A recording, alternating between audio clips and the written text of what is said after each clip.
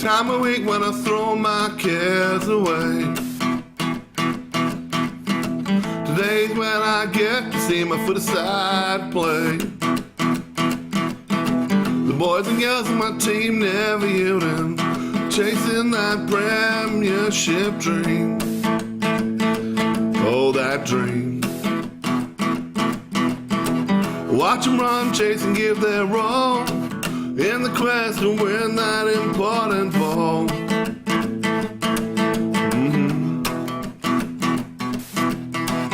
I'll be there for every kick, mark, tackle, and goal, and support them when the knocks take a toll.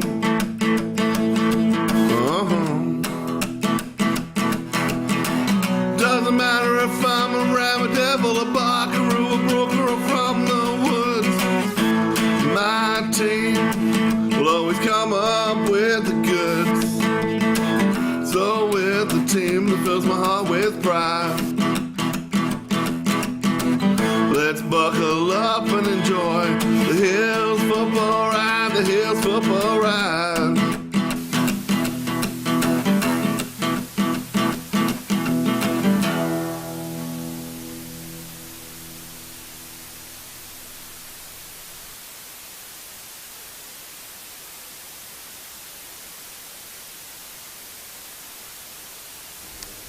Here at Gumeracha Oval for what's going to be an entertaining game of football. Big day for the club, highlighted by reunion of past players, and also a major feature of that is 40th anniversary of the 1984 Gumeracha A-grade premiership team, and we're lucky enough to have this man all the way from Robe, Roger Sweetman, who was actually the captain of that team, is joining us and with his company here today. So, Rog, good to see you again, mate. Yeah, good to see you too, Jeff. So, 40 years, mate. 40 so years. you must have been about 10 when you played in that game. I wish. No.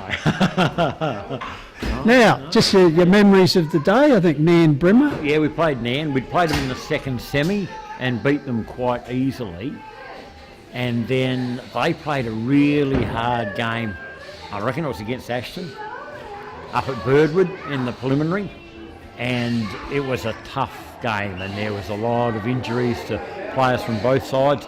We, of course, had trained in the morning and then sat on the boundary line and cheered them on, because the more they knocked each other around, the better it was for us. And so when we ran out against Nan on the day, it was very wet up at Mount Pleasant, and the oval was pretty muddy, and they were carrying 4 or 5 guys who were seriously injured, and we knew who they were, and we didn't target them, but they certainly, we didn't show them any kindness either. No, you sort of sorted things out, so to speak. And we got on top early. I'd come back from an ankle injury and was playing on a half-back flank, which for a guy of my height was unusual, playing a half-back flank. So Rod Leith was playing centre half-back, so Rod Leith and I think it was Ian Pfeiffer. Fife was playing centre half forward. Yep. So Leithy and Fife would be going for the ball. I'd just come over the top, so had a reasonable day.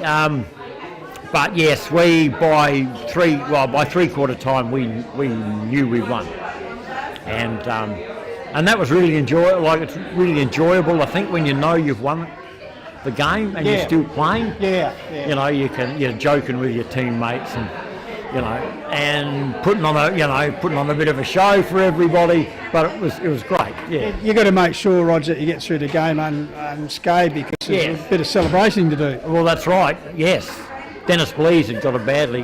He didn't do much celebrating because he got his nose fairly badly broken, and so he was down at Modbury Hospital, I think, getting that sorted out after the game. Of course, he finished the game off. Dennis Rich unfortunately passed away recently. Dennis had broken his collarbone, so he was on the boundary line for most of the time, running out to us and telling us how we were going, and we were reminding him that he had to get off the ground because we couldn't have 21 players or 19 players on the ground. But yeah, it was Nan Brimmer was a young side. We were a seasoned. We'd won it in '82, so we were fairly seasoned, They won it in '85. Actually, they were Kim Lowby and those guys were young players, and they learnt from that experience, I think, of losing that one. Yeah. And won it in '85. But no, it was, and 13 of us had all played senior colts together. Yeah. In successful teams. Yeah. So and you're playing for your hometown, and it's just a different. Yeah. It's different from perhaps the way footy's played now, but that's okay. Yeah. Hey, because Gumeracha, because we've topped in 1982, then the Hills League in their wisdom, they couldn't sort out. So in 1983, you're all part of the one division. And I do think Gumeracha, if my memory were the better side of the second division teams, even playing Division 1 comp, and then you come back and win the flag. So you could say you might have been gypped out of winning 3 in a row. We think that. We think if they'd had the same system, 82, we would have won it. 83, we would have won it again. Yeah. And because Warren Packer was the coach in 84, so his first year. Warren played for us in 83. He'd moved up to Birdwood. Yep. And he was friends with Murray Cooper, who was on our committee. Yep. And Warren came out and had a game, and then put his hat in the ring in 84 and coached us in 84 and 85. Yep. And we were successful in 84, which was good. What happened in 85 was there was about 4 or 5 of our senior players sort of retired. Yeah, sure. Which were, they won a couple of premierships and then they retired, and we had struggled to fill the gaps of them, and we played finals in 85, but we ended up 3rd or 4th, I think. So we weren't that strong. And yourself, because you went on after that, you went on and played for Lobie, great success, also represented the association with great distinction. But it's quite interesting to hear you say in your football journey, you've started here as a junior, and obviously you've moved around a bit, but still call Gumeracha home as far as when it comes to footy and all the success you've had here. It is. I'm down at Road at the moment, and I'm involved with the footy club down there, and there's a lad who plays footy for us that played for Gumeracha in 2019 when they went top. Yep. And so we joke about it. And he says you'd be going to because he gets all the emails and everything. You'd be going back to Gum. Gumeracha's home. Yep. Loberthal has a soft spot in because of playing Div 1 and also playing association footy. Yep. So Lobie has a soft spot, but Gumeracha is. I mean, they're the guys you went to primary school with and high school with, played footy with, and strangely still still in contact with a lot of them, which is amazing, 40 years later. Well, doesn't seem like 40 years, and I tell you. No, it doesn't. And it might have been a long time ago, but I'm sure some of the stories will be rehashed here this afternoon and during the night. Better. They will. Marks are higher, goals are longer, and we were brilliant. No, they certainly get better as the day. They get better as the years go on, but they get better on the day as the day gets longer. And as the premiership captain 40 years ago, so you've got to show a bit of leadership again, Rog. That's right. Yeah. That's all right. All right, Roger Swedman, enjoy the day, and thanks for joining us. As I said, big reunion day here at Gumeracha Footy Club for the big game against Kersbrook, and not only the 84 premiership side being faded, but some of the past premiership players. And here's a man who almost, this is unbelievable, 68 years ago, if I can just bring that across, 63 years ago, if you can see that, Tommy. The Gumeracha premiership side, Ken Carter is his name, and a sprightly 91 years age. Ken, welcome. Thank you very much. Yeah. Good to see you, mate. Probably just seems like yesterday, eh? A little bit longer. I've had a couple of sleeps. So just tell us about Gumeracha. Has much changed, obviously the clubhouse and stuff like that, but the Gumeracha Football Club, the oval itself, it's still much as it was back then? It's a little bit better and better surface than we had then, and I really enjoyed playing for Gumeracha. I had the time of my life. Yeah. And you're a Kenton Valley lad, so the choice of playing for Gumeracha, or don't want to upset you, or Loberthal? So Gum was your choice? I could tell a little story about that, but I played 6 games in the last 6 games one year, and I got dropped. The next year I played every game and got dropped for the finals. I thought of going to Loberthal, but I made up my mind that I lived in Gumeracha. I didn't want to be a Loberthal player there, so I said I'm going to get back in the team and they'll never drop me again. And that's what happened. I just got very determined and... Yeah. So what position did you play for the Gums? I played every position on the ground except centre at some stage. Really? They struggled to find the right spot for you, or you were very versatile? I just think sometimes I only played half a game at odd times, but I played mostly at half back or on the wing. Okay, so your memories of that 56 premiership side, you actually played 56, 57 premierships, but the 56 flag, just tell us a little bit, where was that against and where did it play? We played at Birdwood, and I think it was against Loberthal, and I played at half back flank at that particular game, and Golden era for the old Torrens Valley Association days, because Gumeracha were a pretty good outfit in those days and had some pretty good battles with their traditional rivals, as you said, Lobie and also Birdwood. Yeah, and Lenswood, we had a few games. They had Ron Phillips, McGarry Medal playing for him, and his brother, and they took holding. But so when you first, how long did you play for Gumeracha? And I guess back in those days there wasn't Colts, so as a young guy, if you wanted to play footy, you had to play against the men, that sort of stuff. Well, that's what... I was walking down the street picking up the mail at 14 one day, and Rudy Gray said, "Are you a footballer?" And I said, "Oh yes, I play." And he said, "You're in the team this afternoon." That was on the Saturday? That was on the Saturday, and I went out and played. Had you played footy previously, or? At school, and that was all. And how'd you go first up? Got the 3 votes? Well, no, I don't think so, but actually I kicked a goal, so I was pretty happy. Wow, a goal on debut. Well, wasn't with your first kick, was it? No, I didn't get too many. I was only 14 playing against men, and yeah, right. I think that's what mucked me up at the start of my A-grade season. I hadn't realised I'd grown up. And so when was your last game, your last season of footy? What year was that? Can you remember? Oh, heck, I don't know. No, I can't remember. I know early 60s, mid-60s? Or? Be that. Yeah. And I gave it away because I was on the dairy and I'd had a young daughter and other responsibilities. And so how'd you go and note at the time? Like you played a footy and then have to race home because the cows always have to be milked, don't they? Yeah, well, my young brother was home and he did it quite a lot. Then he left and I had to do it all myself, and it wasn't much good coming home and after you're tired and a wet day. Yeah, dark and everything. Yeah. The cows didn't milk. Yeah. And the old hand milking too, was it? No, I had a machine there. We only had about 15 or 20, but that was enough. They had to be done. Yeah.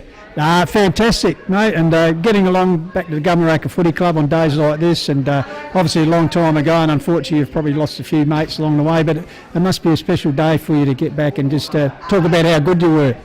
Oh, well, it's good to see. None of my old players were here, but I talked to the sons of the old players, and that's pretty exciting for me, and just to see the ground and bring back a lot of memories for you. Back a lot of nice memories. Yeah. You like the modern footy these days? Bit quicker, or? Yeah, it was a bit different. We kick mostly drop kicks and stab passes and screw punch. You don't see any of it now. Drop kicks, geez, that's going right back. Yeah, had some good players there, and we had a pretty good time. They were all good blokes, and I really enjoyed it. Yeah, I think that's one of the things about footy, if you're playing a good team, but then if you play with good blokes, and at times, as you said, will last forever, just the memories of some of the great players and mates that you had. So, hey, thanks very much for joining us, Kenny. Appreciate it, and you enjoy your day, mate. All right? Thank you. Thanks for the opportunity. Our pleasure indeed. The cavalcade of past champions just keeps coming here at Gumeracha Footy Club, and Brian Teakle, past male medalist, has joined us. Brian, good to see you, mate. Yes, good to be here and see all these old faces and new ones as well. Yeah, I think that's one of the best things about reunions. You catch up with people, and fantastic. Now, just give us a little bit of your story here at the Gumeracha Footy Club. I played all my footy here at Gumeracha, and from a junior colt at 8 and played my first A grade game at 16. Yep. So I played 15 years here. I had a couple of years down at North Adelaide with the Colts and came back here, and I played nearly all my footy here, and loved the place and loved the people, and Now, Torrens Valley Association, which Gumeracha was sort of a pretty dominant club, and as I said, you actually won the male medal there. in 66. That was the last year of the comp as well. It was 1966. 4 of us tied for the male medal. 4. Ray Von Einem, who was the captain here, and myself and Murray Horsnell from the Radler.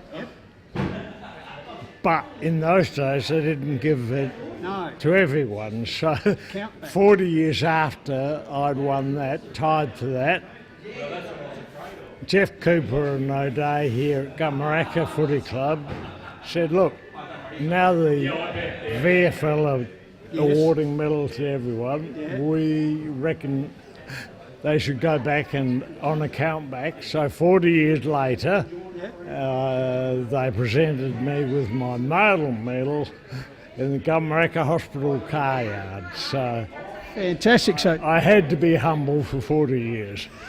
So retrospectively, you're a male medalist. Well, that's a 4-way tie. That is unbelievable. And especially one of them was your teammate. Yes. Yeah, Ray Von Einem. Did you take votes off each other, obviously? Yeah, probably did. Because he was obviously a ruckman. Where did you play? I played centre mostly, centre and half forward. So he made you look good, Brian. Yeah, always they do. Now, as we see, the premiership photos behind us. So I only ever played in one grand final in footy. for Gumeracha. Many, but only one. So that was in 1970. So that would have been the old Northern Zone back then. Okay, take us through that. And Murray Muscoviak came over from Kersbrook, coached that team, and we won that premiership at Birdwood against Williamstown. And Murray did a wonderful job at coaching the team. Someone, King hit me at half time, and that made me more determined than ever. But I loved that side, and I was awarded best player on the ground for that grand final. So, but that was the only football grand final I played in. Cricket I played in many, but yeah, I treasure that. So around that era, Gumeracha, even though successful, as you said, that was the only grand final they managed to get into. Yes. Well, I did, but they've done that a whole lot before. Now, And a whole lot since. how was it, just quickly, obviously the Torrens Valley Association, as we said, you won the last male medal. From 1967 you come into the New Hills Football League comp in the Northern Zone. Yes. How was the change, the competition? Was it for the better? I don't think it was a lot of difference really between the central and the northern hills. So. Back in those days, Birdwood and Mount Pleasant were strong teams. Gumeracha was always around the mark. But that 1970 grand final I cherish. Yeah, as you would, mate, and obviously getting best on ground, and also, they're obviously trying to take you out of the game, mate. So obviously they knew your capabilities as a player. So Not the first time that's happened. no. Or won't be the last. Well, we hope it's the last. Hey, as we just talked to Kenny and Roger about it, obviously coming back to the club, great memories of being here at Gumeracha Football Club. Yes, lovely. as I said, I played all my footy here, cricket elsewhere, but all my footy here, and 15 years, a lot of those I grew up with and played Colts, and then later on in the seniors. So I love the people and I love the place. Fantastic, Brian. You've been an absolute champion for the club, and it's great to see you here today supporting. No doubt you'll have a great day just reminiscing and talking about the mighty Magpies and a club you've served well. Thanks for joining us, mate, and all the best. Thank you.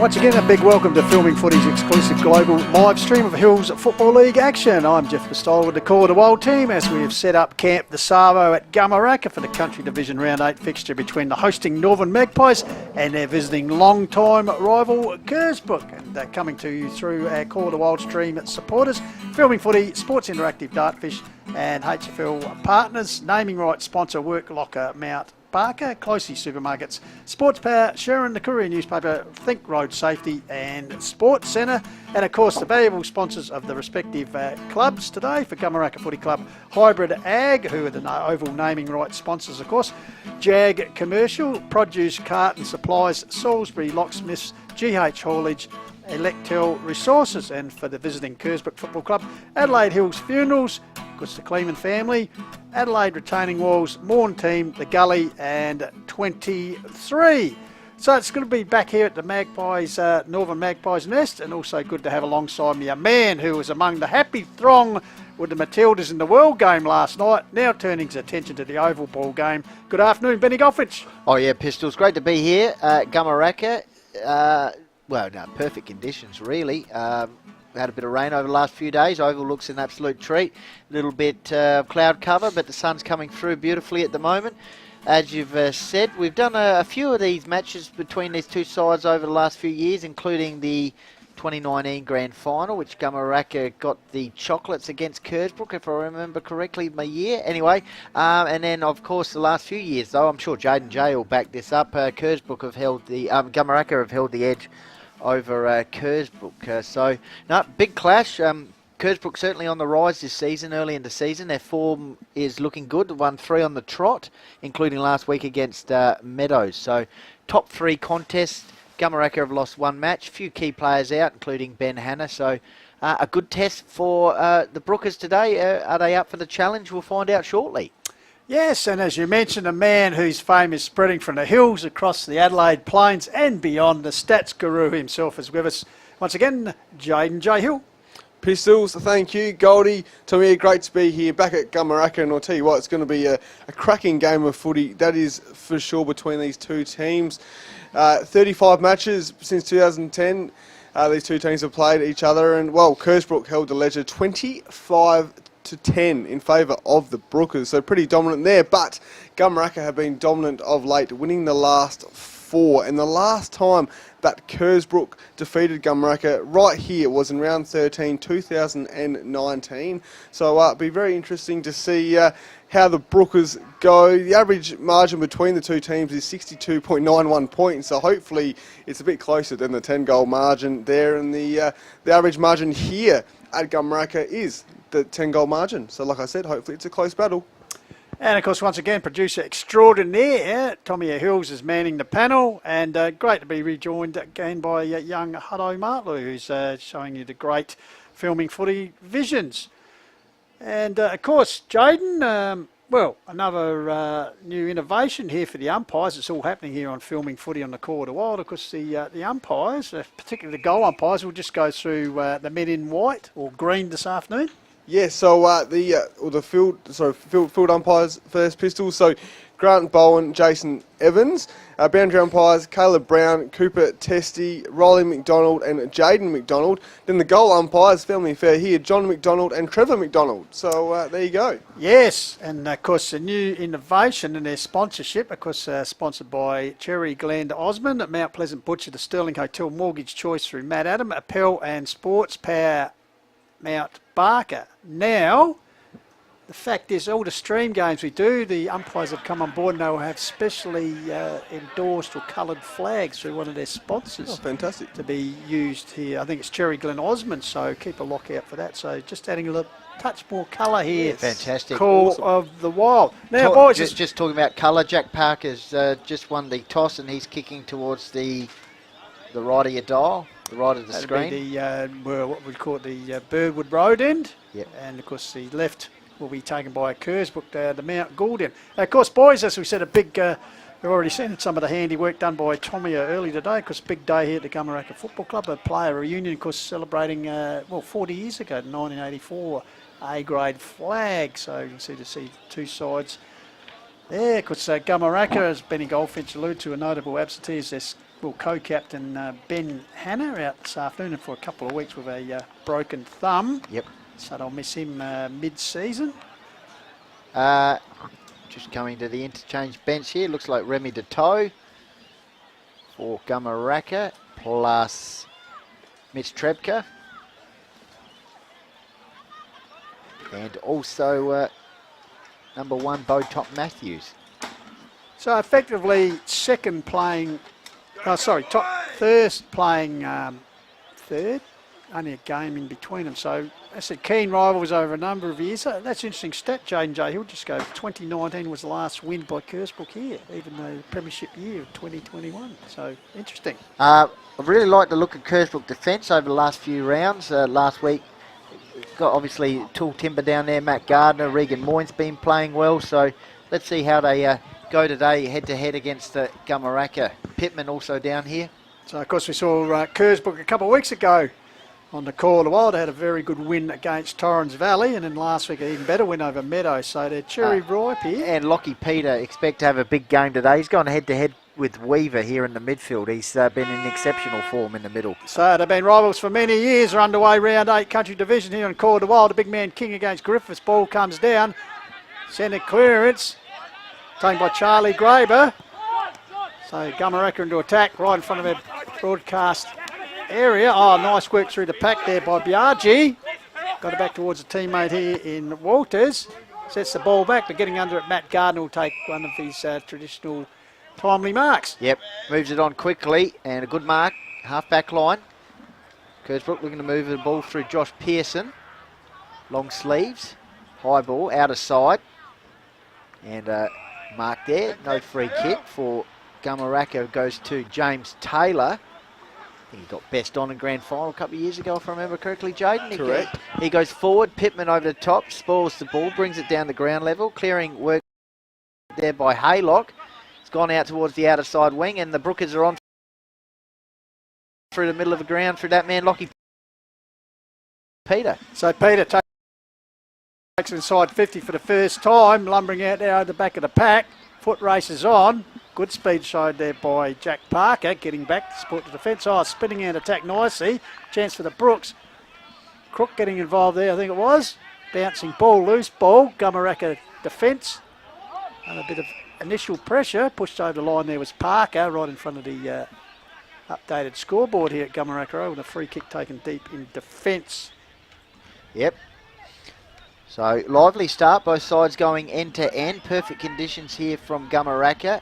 Half forward line for the Brookers, or half back line for Northern Magpies as they move the ball on the outer side. A nice pass finds Ben Biaggi. So Biaggi looking inboard, and that's where he's going to go. He's got a player drifting into space here in Weaver. He could almost go over the top, and he does. Bit of a fumble there by Alderson. New player, Matty Gardner. Didn't have it, not paid though. Weaver, pop-up pass inside 50, opens it up for Walters. What can he do here to spearhead? This way, that way. Williams on the right boot, snap forward, Pittman, and it's gone through for a minor score. So Walters a couple of early touches, Jaden. He's an important player in their forward line. Yeah, sure, he's got some good craft, Walters, so interesting to see how he goes today. So the Brookers to bring the ball back in.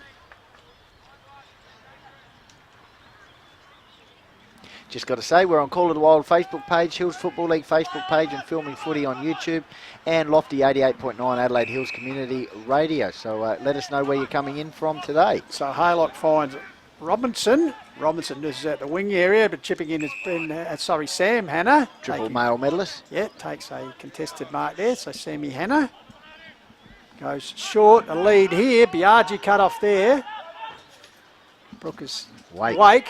Bailey Wake gets the ball. There's a chance here, though. Around the corner, snap from the big man in lane. And to tell you what, just snuck it in, I reckon. It is. That's a very good snap and an early contender here. Jaden J for the snag of the day from Big Ezra Lane. Yeah, good pressure there by Gumeracha. They're hot early, and unfortunately for Bailey Wake, just handballed to the danger zone and, well, snapped up there by Gumeracha. So 10 kicks to them, 7 kicks to Kersbrook. Inside 50 is pretty dominant, really, in these early stages. Nearly 3.5 minutes gone. 4 inside 50s to 1 in favour of the home team. So, first blood on the board goes to Gumeracha, the Magpies, of course, reigning dual premierships, chasing their third this season. Against Brookers, who were the last side to win the flag before then. So we got the premiers of the last 3 seasons in that sort of situation, doing battle here. Last 4, in fact. Last 4, quite right. Gum won in 2019. They did too. Good pickup. So King versus Griffiths. King got it ground level. Locks up a big tackle though. Too high is the call, and this will be Robinson, who started in the sleeves. He's quickly got rid of those. So in the sun, nurses it forward. Mark taken there by Lockie Peter. Yeah, Peter, as I said, had a great start to the season. Previous male medalist for the Brookers. Also had some time at Onkers and down at Norwood. It's in the forward pocket now, and that's where it's gone out of bounds. So Kersbrook looking to set up here. As I said, had a good period of wins, defeating Kangarilla, Torrens Valley and Meadows the last 3 weeks. Gumeracha, of course, 1 loss for the season against Meadows, where the Bulldogs stormed home in the final quarter, I think, with 7 goals. So half forward line now for Kersbrook. Gumeracha 1-1. Kersbrook yet to score. Beautiful conditions. 1984 Premiership reunion. It's all happening here. Yeah, fantastic crowd in the house too. Not a car park to be found, I'd suggest. So you feel yourself lucky bringing all the action on Call of the Wild wherever you're watching us globally. Trust you're going to enjoy a very good game of footy between 2 arch rivals. Ball a bit scrambly at the moment. Oh, big tackle applied there. Umpire has, in the meantime, come in. Has he picked out a free kick? No, he will ball it up. So King backhands it down. Here's a chance for Weaver. Improvised with soccer along the line. Speaking of the Matildas, well, bit different action last night at football. Over the line, Lockie Peter will take the kick right in front of the members' pavilion here, as Benny Goldfrick said, vastly packed. Brody Haylock got a key match up here on Walters, so that's one to watch out for. And also Regan Moyne head-to-head with Jeremy Hackett, who's had a good start to the season for Gumeracha. So big Cody Griffiths just nurses it forward. Finds Hayden Burge here. He intends goes wide, changes angle, finds a teammate there who sets sail for goal. This is Lockie Peter. He's on. He is on. That is a very good finish by the 2019 male medalist. And the Brookers get their first on the board. 1-1 Gumeracha. Kersbrook just the one straight goal. So early reply there, Jaden J. He won a good finish once again through Lockie Peter. Yeah, well worked there by Kersbrook. They've owned the last couple of minutes or so, and yeah, like I said, well worked. Well done to Lockie Peter there. 13 kicks now for Kersbrook, 3 inside 50s. So it was 4-1 a moment ago, and they've got a couple inside 50 entries and got their first score on the board. So back in the middle, Rux will go at it here. Let's see what happens around the contest. Up they go. Griffith, he's had a good season. Important player, obviously, in the ruck. Peter got the ball, flicked it on. That's high. Umpire saw it that way. So Magpies, 1 kick away from being inside 50. 1-1 Gumeracha, Kersbrook 1 goal. Last goal kicker was Lockie Peter for Kersbrook. Kick inside 50, good spoil over the top. It's ground level. Here's a chance for the Magpies. Sweeping handle over the top by Hackett into the forward pocket. Charlie Grabus nails that one. So the Magpies answer. Kersbrook pretty much immediately, Jaden. 2-1 to 1 goal, 7.5 minutes gone. Yeah, there you go. So well done by Gumeracha. Well worked out of the centre clearance there from the free kick, and well done to Charlie Graber there as well. So 5 inside 50s now for Gumeracha, and I believe so. The last time Kersbrook won here against Gumeracha around 2019, I believe Charlie Graber was actually playing for Kersbrook on that occasion. So there you go. Absolutely. One of those is crossed from the dark side, so to speak. As I said, the two clubs are... Braden Hutt as well, but he's not long. Yeah, Hutty, that's right. A great rivalry. So, back in the centre, Griffiths, the leaper, gets the ball down, comes down to Robinson, ducks to Chutney, taken high there by Matthews, umpire on the spot though, said no infringement, so he'll come in and recommence play. Centre here, the Gumeracha. Looking pretty good, Nick, considering the rain we've had during the week, and no doubt groundsman, ace groundsman Ian Carpenter has been... out there. Actually mentioned that they probably did need a bit of rain because it was getting a bit dry. So as always, Carpy delivering the goods, whether it be with the oval or in the canteen. Benny. So ball comes down. Crashing through there. Great play for Gumeracha there. Ball comes out wide. Target there. Putting the ball in front of him is Walters. Good smother there for the Brookers. Getting involved there, tough in the trenches. Finally the ball comes there to Remy Deto. Puts it forward. Oh, good use of the bottom by Biaggi, got rid of Wake. Gardner comes in, Wake bounces up, gets the ball, but then taking the ground level. So good clearance there out of the centre by Gumeracha, and certainly looking pretty good when they move the ball forward. So half forward line for the Magpies. Ball's one down beautifully. Snap round the corner, blind kick by Graver, and it's marked there by Brodie Haylock. Opposed to Walters for Kersbrook. So 2 goals, 1 Gumeracha, Kersbrook 1 goal, 9.5 minutes gone. Half-back flank, Gardner was the target. Chain of hands there, Weaver the tackler, and it's holding the ball. So free kick here for Weaver, obviously coming across from Centrals. His dad's the coach for Gumeracha. 57 league games for the Dogs, and also was in the leadership group down there last year, Benny. So here we go, Weaver had a good start to the season. Kick into the pocket, lanes the target, push out free kick Gardner. One of our favourites here on the Call of the Wild. Has been known to show his ability behind the mic too in grand final days. Yes. He'd probably prefer to have it be out in the field showing it, which he's done in the past. Fans Regan Moyne, good to see him back in the lineup the last few weeks. Puts out here, he's got the run of a teammate. Will it sit for him? Yes, it will. And Daniel Haylock. Beautiful. Haylock nurses it in, finds Bradford. He's off to the wall, well tackled there, but managed to spin out of trouble. Very impressed with Sam Bradford when last time we saw him, he actually won the beanie, which of course will be awarded after the game by our man who takes us through it, everything. So it's in defensive 50 here for the Magpies. End-to-end football, entertaining start. 10.5 minutes gone. Gumeracha 2-1, Kersbrook 1 goal. They're going to go the outer side here, out towards the boundary line. Earning his kick out there is Bo Matthews, but it's a free kick here for Kersbrook because it's gone out of bounds. So Brookers looking to move the ball inside 50. Early goal to them through Lockie Peter, who's had a great start to the season. Long ball, dangerous area for the Magpies defence, but that man with the helmet, Sam Hanna, always reliable, takes the mark. Yeah, back of the bus, so the triple male medalist puts it up the line. Weaver, under a little bit of pressure, but takes the mark. It's been a good start here by Kersbrook. Yep. So Weaver goes to the outer side wing, intercepting against Gardner at his best. Gets the handball into Bradford, who actually went without it. Coughs the ball up, and the Gums will make them pay here as they move into forward. Getting back there, Wake, over the top, spoiled. Gathered there by Matthews, chips it forward and taken there by the Pies, but in the meantime, the whistle was gone. They've got to come back. Looks like it's going to be a 25-metre penalty there, yes, Benny, to the Magpie boy. So half forward line, sun's out, beautiful conditions. It's going to be a shot at goal here. Might be just on the range. And Bailey Wake on the mark. Just having a bit of a chat to the umpire. So here we go. Can Gumeracha get their third goal? We've got a nice vantage point here. The tall timber on the line, including Griffith and Gardner, won't be required because it's hit the post. Minor score there.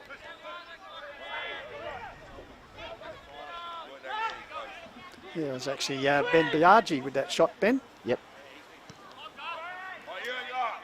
So it comes out to Gardner. Kick out from Moyne, so Matty Gardner. Just Got some good touches early, as you'd expect. first day of winter football in the hills and the sun's still shining. Good to see. Out wide to the wing. Hannah got his hands to the ball. Also in there's Robinson at ground level. Ball held in there. Umpires will come in and ball it up. Any stats, Jaden? Do you want to? We'll get to you shortly. That's right, just to let you know. Here's a chance for Magpies once again towards the half-forward line. But a good relieving mark there by Ethan Haylock. So Haylock goes to a short pass. Finds Hayden Burge, and he works it up the wing, out towards Kane Powell and the coaching staff for Kersbrook. Centre wing, interchange side of the ground. Brodie Haylock. He just kicked the ball out, Benny. Yeah, it's gone out of bounds on the force at last. It's touched off hands. As you can see, great atmosphere over there.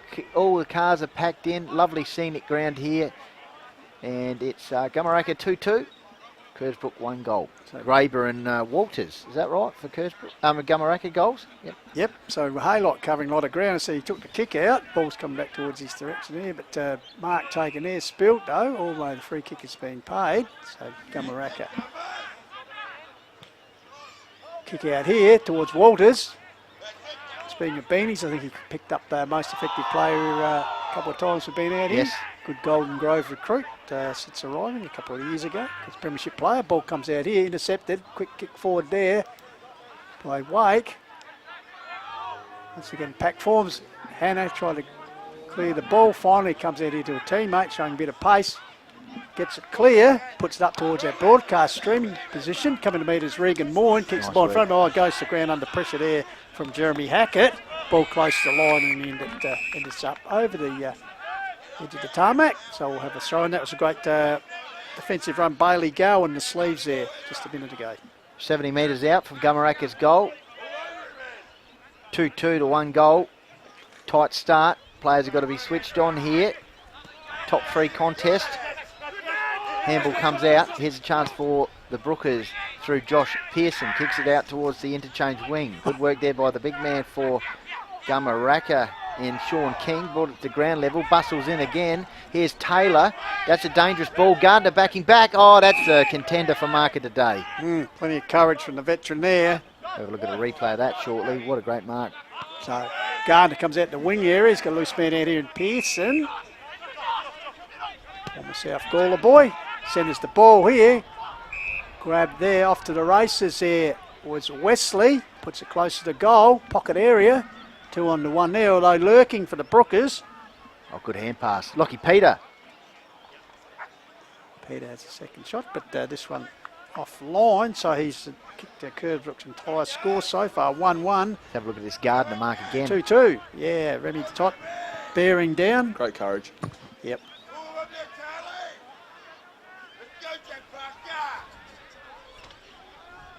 So the kick out. Top side of the ground. Finds a teammate out there. Mitch Trepka. A couple of gun boys with the sleeves this afternoon. Puts the ball high. Coming out again was Hackett, but standing his ground. Taking a little of a good safe mark there was Ethan Haylock. Of course, he moves the ball forward, but spoiled once again by Bailey Gow. He's done some good work already in this first term, as we've just ticked over 16 minutes here on the Quarter Wild. Gumeracha 2-2. Kersbrook 1-1 coming to you from Gumeracha Oval.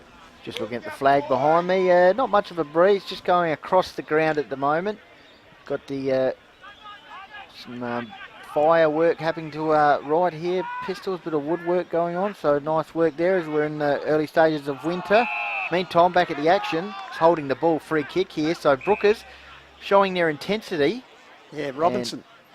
And he might be just on his range here, or he's going to just have a little look inside. He's about 60 metres out, so he goes towards the high side. Here's Pearson. Handy player. It wedge shot into the forward pocket. And it's a good mark. This might be Wesley. Oh, sorry, the big man, Griffiths. My apologies. Drifting forward, taking the mark. Former Goulburn Port Elliot player in his second year with the Brookers. Only kicked the 1 goal so far, so if he can convert this on this angle in front of this digital scoreboard, it'll be a very good kick. Go on the set shot. No need for the check side. And it's gone out of bounds on the 4, is it? Or kept alive? Still alive, I think, but umpire John McDonald moving to position. No, the field umpire will come in and board up right by the behind post. Jaden J. Yeah, interesting going for the drop punt there, not the check side like you said, Benny. So, interesting. So ball comes down there, over the line, Robinson over the top of Parker. So this time the umpire will come in and ball up. Must be perilously close to the line. So once again they go over. Griffiths, oh, the umpire's gone down. Has he? Yes. Is he wearing a hat too? Is that going off? No. As Hannah tried to clear Freddie's way, finally gets a high handball. Dangerous period here for the Gumeracha defence. Tackle applied there by Hannah. Yes, a bit of a highlight there for Tommy. It's always good when the umpy hits the deck. He's up and about, which is good to see. Well, dangerous area here for Magpies defence. Kersbrook looking for a goal. Peter, I think he whipped the ball out there from the stoppage, but it's a clearing kick from Gumeracha into the middle of the ground. 1-on-1 contest, great mark. Once again, that Kersbrook's defence holding up well. Early stages, Brody Haylock, smack bang in the middle of Gumeracha Oval. Kicks on the left boot towards the half-forward line. Robertson presenting. But Gumeracha could be out here. There's 2-on-1 situation. Big ball to win, and I reckon they are out. Yep, Biaggi works the ball forward in front of the members' wing. Target there, I think, was Walters, but ball out over the boundary line. Interchange area, so the Academy boy, one of the McDonald duo. In fact, quartet, got McDonald's running the boundary and also manning the goals here this afternoon at Gumeracha. So throw in, Hannah does the ruck work. Bouncing ball, trying to get there, was Jondi Apps. Former Modbury boy, ball comes clear here. Here's Charlie Graber, puts the ball forward. It's an open paddock here. Pagan's paddock. Foot races on. Plenty of pace been shown by Bradford, who'll get to the ball first for the Brookers. This way, that way, always running himself into trouble. Manages to get over a teammate there, Ethan Haylock. Gives it a Gardner. He'll go bang to get the ball out of danger area for the time being. Up the centre cricket pitch area. Snared there. Off hands is Sam Hannah. Tries to flick the ball out. Nice interception by Bailey Wake. Follows up with a good tackle. Finally, handball there from the Brookers through Roger Morris. Got to a teammate, bouncing ball. Hackett overran it. Once again, Gardner in the thick of the action defensively. Oh, well done, young man. But lurking there, Weaver. Gardner going to ground in the veteran. I said young man there, certainly not that anymore, but doing a pile of work there was Matty Gardner, Benny. Half forward line, good intensity, as you can see. Gumeracha keen to move it very quickly. Kersbrook just stopping that at the moment. Here's Graber. Usually dangerous in these situations against his ex-teammates. High ball, once again the Brookers defence holding up well. Get the stats shortly from Jaden. It's about 30 metres out now directly in front of Gumeracha's goal, so keen to work it from the situation here. Good attack on the boulder by Regan Moyne once again. So the umpire will throw the ball up. Griffith in ruck, head to head versus Hackett. Ball slips out. Weaver. Brookers defence holding up, so it's gradually moved forward, 15-20 metres out now from Gumeracha's goal. Still a live ball. Now it's finally, umpire certainly letting it flow there. Weaver a bit slow to get up. Time on blind, so dangerous territory here. Umpire ball it up.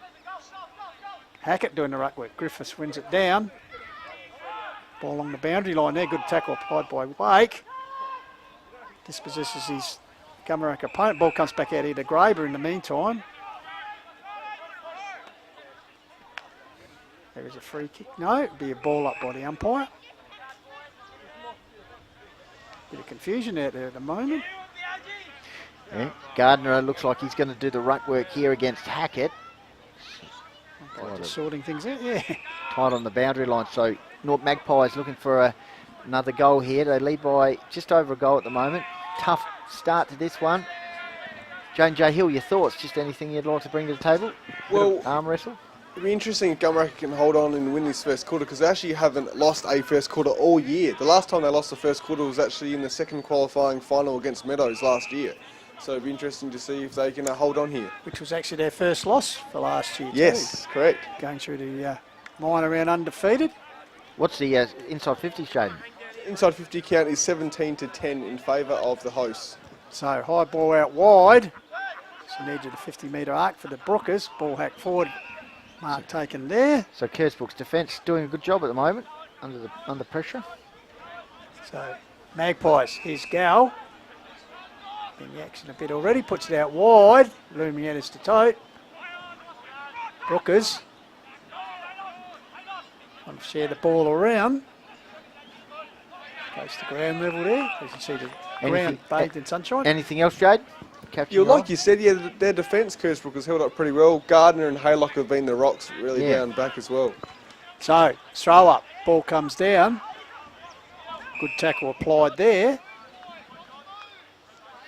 It'll all draw, says the umpire, so he'll come in and recommence play. As I said, the ground bathed in sunshine. First day of winter officially. And, well, good weather. We had a bit of rain during the week. Just outside the contest here, Sam Hanna against Regan Moyne. So Magpies will be keen to move the ball forward, but it looks like the Brookers with a chance here. Centre half forward area for Kersbrook. Tough contest here as we head towards the 24-minute mark. Low scoring term, so maybe 25-minute term, so a couple of minutes left you'd feel. Here's a chance for the Brookers. Can they close the margin? 7 points down at the moment. So once again a ball up. Seems to be the trend the last minute or so of play. Ball fed out here. There's a chance for Hannah. Clean bowled though. Foot races on. Oh, great. Gave it there by the top. Puts it forward, further forward. One-on-one contest here. Biaggi versus Wake. Bailey Wake. And the box seat goes to ground. Oh, kept well the ball done. magnificently. Then handball's very way to look away. Handball. He got it to Haylock. That's the play of the quarter so far. Yeah, fantastic. And Moyne on the end there of a pass from Burge, Hayden Burge. Have a look at that replay well maybe done. shortly. Bailey Wake, commitment there. Yep, Moyne, meantime, goes over the top. Can the Brookers be inspired and get the ball down the other end of the ground, or will Gumeracha link up through Hannah to Walters? He has a shot from 50. Wake has to work really hard here to stop the shot at goal. Snap round the corner. Oh, beautiful. So you'd say that contest 1-1 at the moment. Well, Biaggi. And, well, once again, as you said, Wake just corralling him, making it hard, but Biaggi, bit of class coming there as he knew where the goals were. Nice work by Walters and Hannah here on the half-forward flank. Yep, as you see it coming again. So Biaggi, perhaps unlucky not to take the grab this way, that way, corralled. Sells a bit of candy there, gets on the right boot, squirrels it back nicely over the head of umpire McDonald.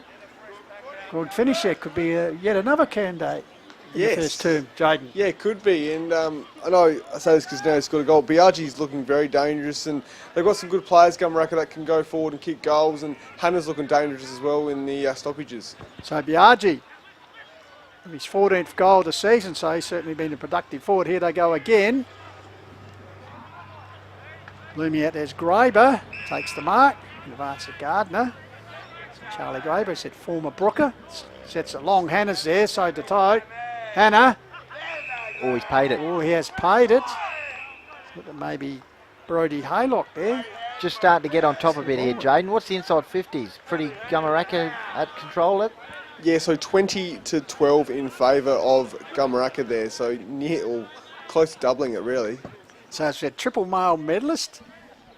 And he kicked the 6 goals for the season, which might be down on his usual output, but with this one, it'd be about 35 metres out, probably straight in front. Drop punt fades away to the right, so minor score results. Yeah, just missed that to the right. So Kersbrook's defence done a good job though, considering the Gumeracha have doubled the forward entries. So just late in this term, you just get the feeling like Gum's starting to go to another level. So as we head in towards the closing stages of the first, will be interesting how Kersbrook regroup and Kane Powers have a bit of a word. Reasonably happy, just probably after a bit more forward momentum down the other end of the ground. Meantime, we've retrieved the ball from nearby house. Might be up the rocking horse, Benny. And here we go. So Regan Moyne, who's had a great season, reliable as ever in the defensive half of the ground, just shielding the eyes, as you can see. Sunny day here in Gumeracha between the rivals. It's kicked out towards the half-back flank, and Sam Hanna, now playing in the forward line, can go in the midfield, can do it all really. Kick into a dangerous position. Hackett. Oh, he's paid it. He's played a high over the top. So Jeremy Hackett, right on quarter time, give Gumeracha a chance here to extend their buffer, and probably based on forward entries, Jaden, a deserving little break here. Yeah, for sure. So as you see the Gun boys all getting around Sam Hanna there for that lovely kick inside 50 to the advantage of Hackett. So it'll be interesting to see if he can slot this in. I tell you what, it'll be a lot of momentum going towards the Magpies if he kicks this one. It's like he's got a guard of honour here as he kicks the ball because all the players, because of the siren gone. So aiming for his 9th goal of the season, Hackett lays back, but really a bit of a lazy kick, and in the end, just a minor score resulting, but still good enough to give Gumeracha a 3-4 to 1-1 lead here, Jaden J. Quite a few highlights in that quarter, Jaden. Yeah, there sure was, and some great play by both sides. Well, but Gumeracha though, 57 kicks to 41, 21 inside 50s to 12 in favour of Gumeracha as well. Really, the only key stat they haven't won is the marks, 24 to 17 in favour of Kersbrook, and some of those have been through Gardner and also Haylock, some good intercept marking as well, and looking to just sort of play the ball forward and be patient with their forward entries. But Gumeracha have just gone full throttle at stages as well. And like I said, have had 21 inside 50s, and they remain. So they have not lost a quarter all year, first quarter all year, Gumeracha now. So well done to the Magpies. They lead at quarter time. And as I said, I think you've only lost one in the past 2 seasons so far. So Yes, so the last time they lost was last day, first quarter was the second qualifying final against Meadow. All right, we're up and running here in the quarter of the Hills Football League. And at quarter time here, it's Gumeracha, the home, hosting Northern Magpies, 3-4-22, leading Kersbrook 1-1, so a 15-point margin. So we'll just take a break here at quarter time. We'll be back shortly for the start of the second term here on Filming Footy, doing the Adelaide Hills Football League. This is the Hills Footy League. Match of the day.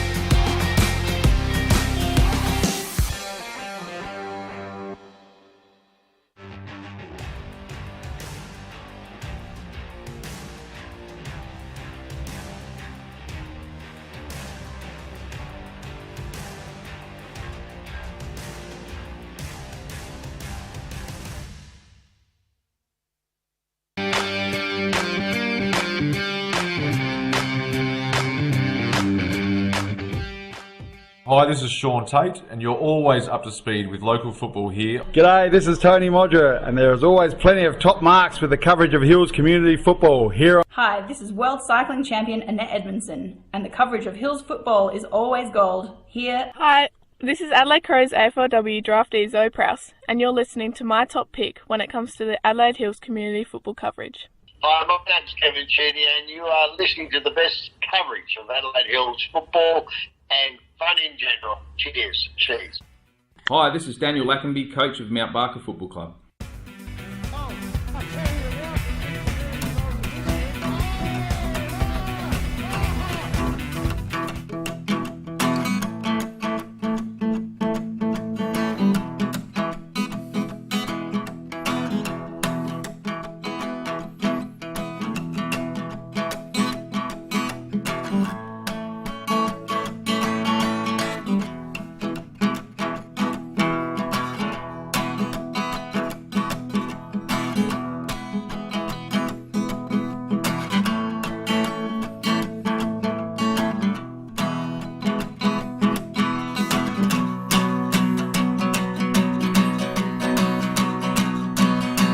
Welcome back to Call of the Wild here on Filming Footy, Hills Football League Country Division Round 8, coming to you from Hybrid Ag Gumeracha Oval in the Adelaide Hills.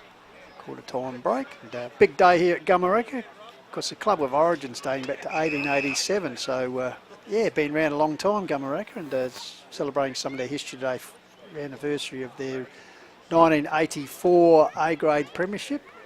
Also a few, as we saw before, and we might actually play that vision a bit later on, some of the past greats from the 60s and 70s also in attendance. So some great history, and trying to make a bit of history here again today. The current Northern Magpies, as they lead their arch rivals Kersbrook by 15 points after the first term, at 3-4 to 1-1. Goal kickers Lane, Graber, Biaggi for the Pies, and Lockie Peter, in fact, has kicked all the score. He's kicked the 1-goal-1 for the Brookers. So as they work towards the rider screen in the second term, be interested to see how they perform. For those who know Gumeracha Oval, they'll be kicking towards the big rocking horse end. Great tourist attraction. So umpire holds the ball off, so underway. It'd be the big man Griffiths against the equally bigger man and King. Griffiths gets it down. Chance here fed out by Weaver. Gave it there to the run of the teammate Graber. They go forward in the first opening seconds. Here's a chance here. Ball held in there. Comes loose. Here's a chance for Hackett, who missed the last set shot of the first term. Good defence there by Haylight. Gets across the Gardner, who was very good the first quarter. So gets the ball out wide. Foot races on to two big men. Won't be world record time for 100 metres in that contest, I tell you, Jaden, as the ball goes out wide towards the scoreboard. Good defensive spoil. So a good crowd in the house, you can see. All the car parks taken, and why not? As I said, these two traditional rivals. Mount Gould in the background. So a bit of range rivalry here this afternoon in round 8, country division. Of course, next week, bye weekend for the Interleague. So both teams have plenty left in the tank, you think, so with extra week's break. So first score of the second term is a minor one to Gumeracha. So stretches their lead to 16 points. So ball bird out right in front of the grandstand. Sorry, not grandstand, the scoreboard. So ball held in there in the shadows.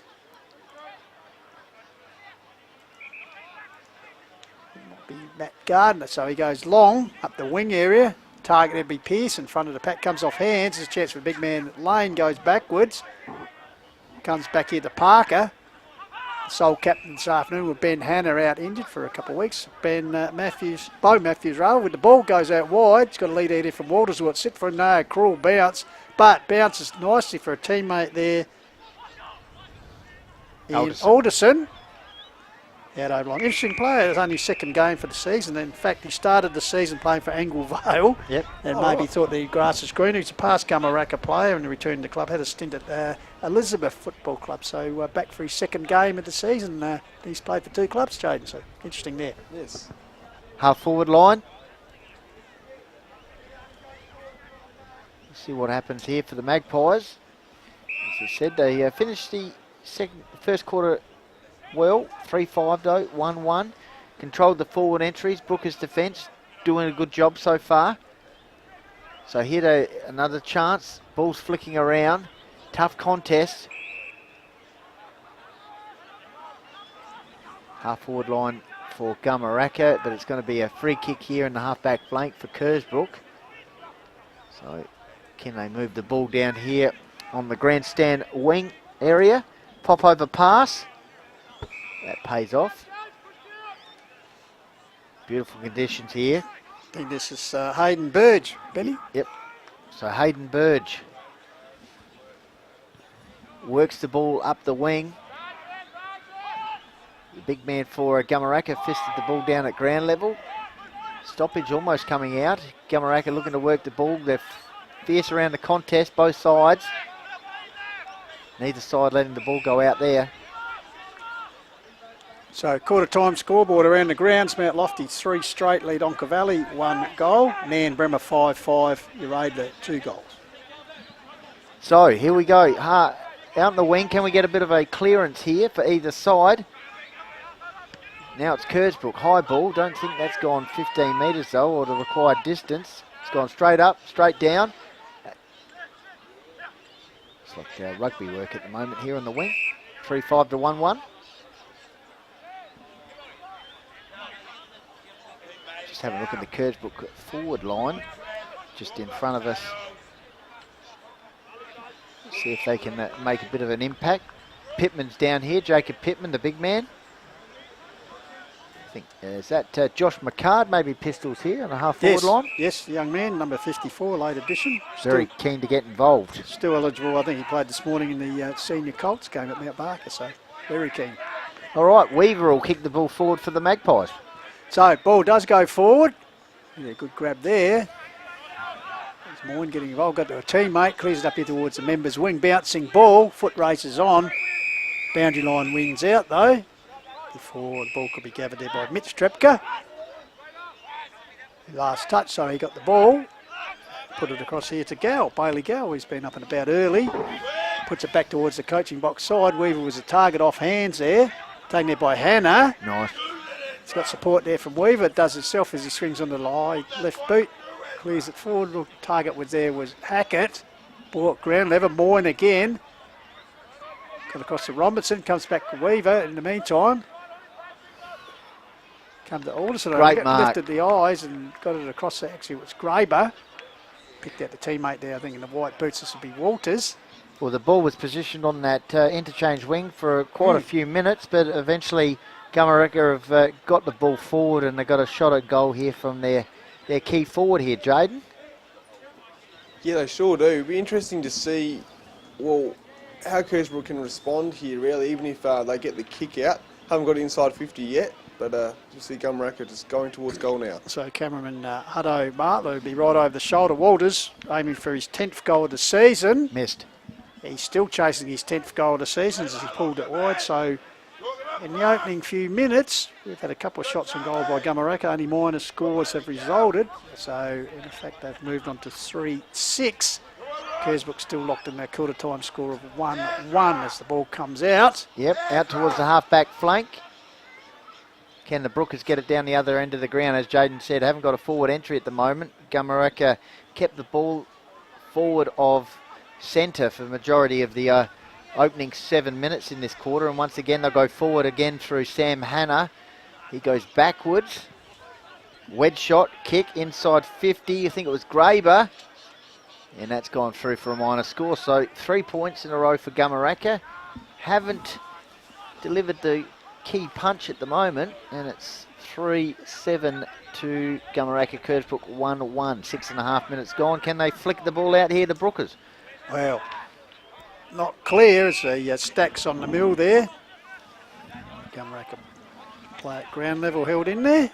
Gives the ball back to the umpire. So away will go again. So the big men lock arms. King gets it down. Looking there was Pearson. Finally gets the ball out to a teammate. Bit of a fumble there. There's Robinson peeling for last touch. Academy boy right on the spot. And they do win it. So Robinson, Connor Robinson, his first year with the club, coming over from the Sunraysia League. Previously at the Barossa and Adelaide Plains. Still waiting what's on offer. So he'll have to come along up the wing, which he does. Target there, the big man Griffiths coming across as Pittman also, but I think the ball may well have transversed the boundary line as signalled by the Academy boys, so it'll be a free kick. Last touch for the Gumeracha Pies to be taken by James Taylor. Wonder if he can sing. Taylor kicks the ball towards the half-forward line for the Magpies. High fly over the top. Is that Graber or Walters? Meantime, it's gone up the ground and it's a shot at goal, and it's a minor score there for Alderson. And I reckon that was Graber. He just might have knocked the wind out of himself there. He's slowly getting to his feet. He seems like he's all right. Meantime, ball's chipped in. Kersbrook under immense pressure here from the Magpies forward line. And we're going to have a stoppage inside 50. So all the play in the forward half of the ground for the Magpies to start the second term. And they haven't added a goal, though. No, 4 straight behinds. They're still leading the game. So ruck duel. Ball comes down there. Hannah shepherds nicely for a teammate there, and Graber. Ball comes out. In fact, it was Alderson. It's just sometimes in the sun, just a little bit hard to pick up these players through the window here. Tommy hasn't watched the window for us like he was told. Ball comes out here. Haylock goes to ground under pressure. Hannah, ball spills free.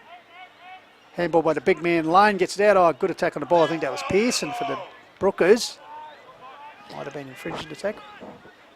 Always good value here at Gumeracha. Crowd gets into it. Half forward line for Gumeracha. It's a real arm wrestle at the moment. Can they break open and get their first goal after 4 points in a row? Well, here's a chance. Weaver got the ball out there to Alderson. He goes into the pocket, and here's a shot at goal. Hackett, I reckon.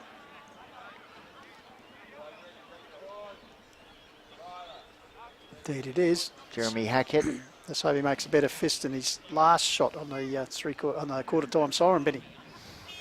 As you see, can go into the ruck as well forward. Talented cricketer as well. So Hackett to break the string of behinds, and he steers it through. That's better.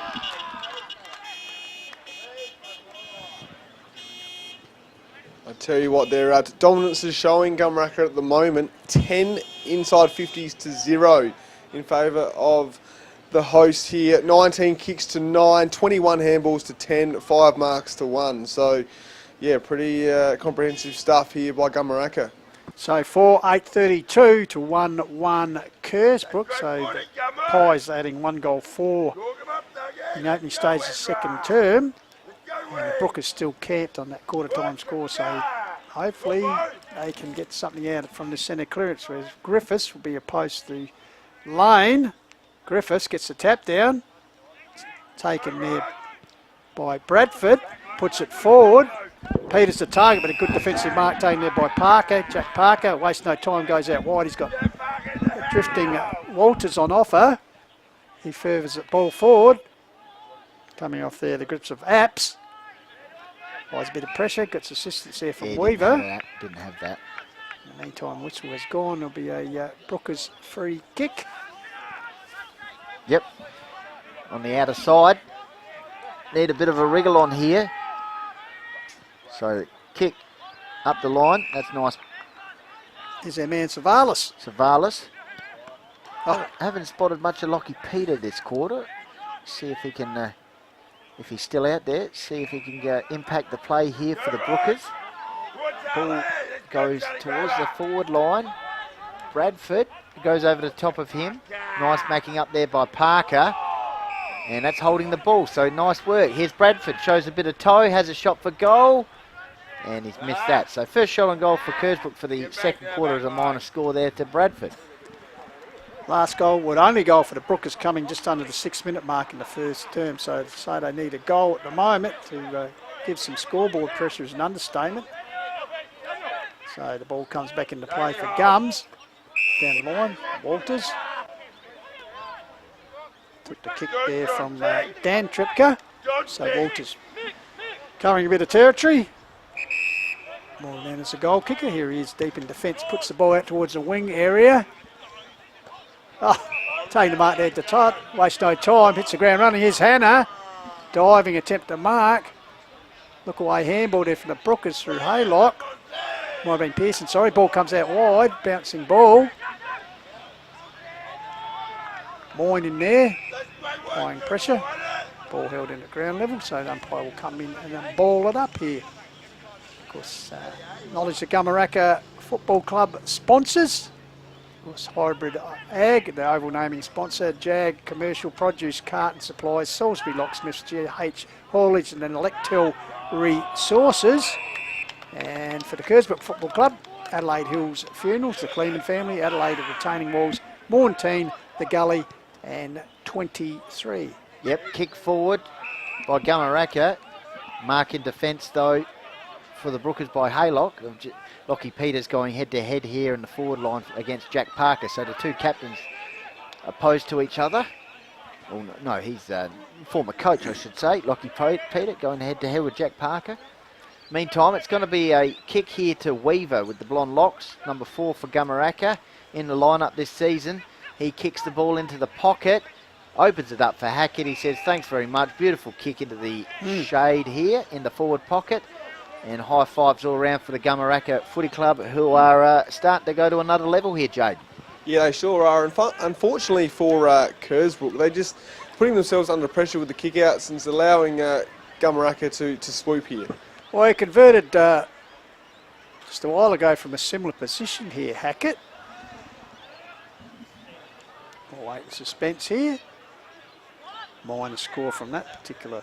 So 1-5 for the for the Gummers this quarter. So Doors ajar. they would have had a chance to really kill it off, but as Jaden said, they're dominating inside 50 movement at the moment in possession. So the Bookers need to get a bit of a wriggle on here. So I'll bring the ball back in from the Mount Gould end. They'll favour the clubhouse side here at Gumeracha Oval.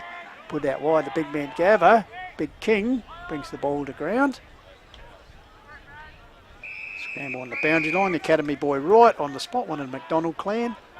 So just a recap of the game so far. 15 minutes gone in the second quarter. Goal scorers for Kersbrook. Well, there's only been one at Lockie Peter. It was a decent one. And for Gumeracha, we've had the big man Lane in the forward line, Graber, Biaggi all in the first quarter, and Hackett. The only goal scorer in this quarter, but it's been all Gumeracha forward of centre. So Kersbrook just holding on, you feel, here at the moment. 4-9 to Gumeracha, 1-1 to the Brookers. Weaver, he's been important, and it's going to be a free kick here to Gum. I reckon it's going to go to Wynett. So Cooper Wynett, centre half forward, eyes are darting.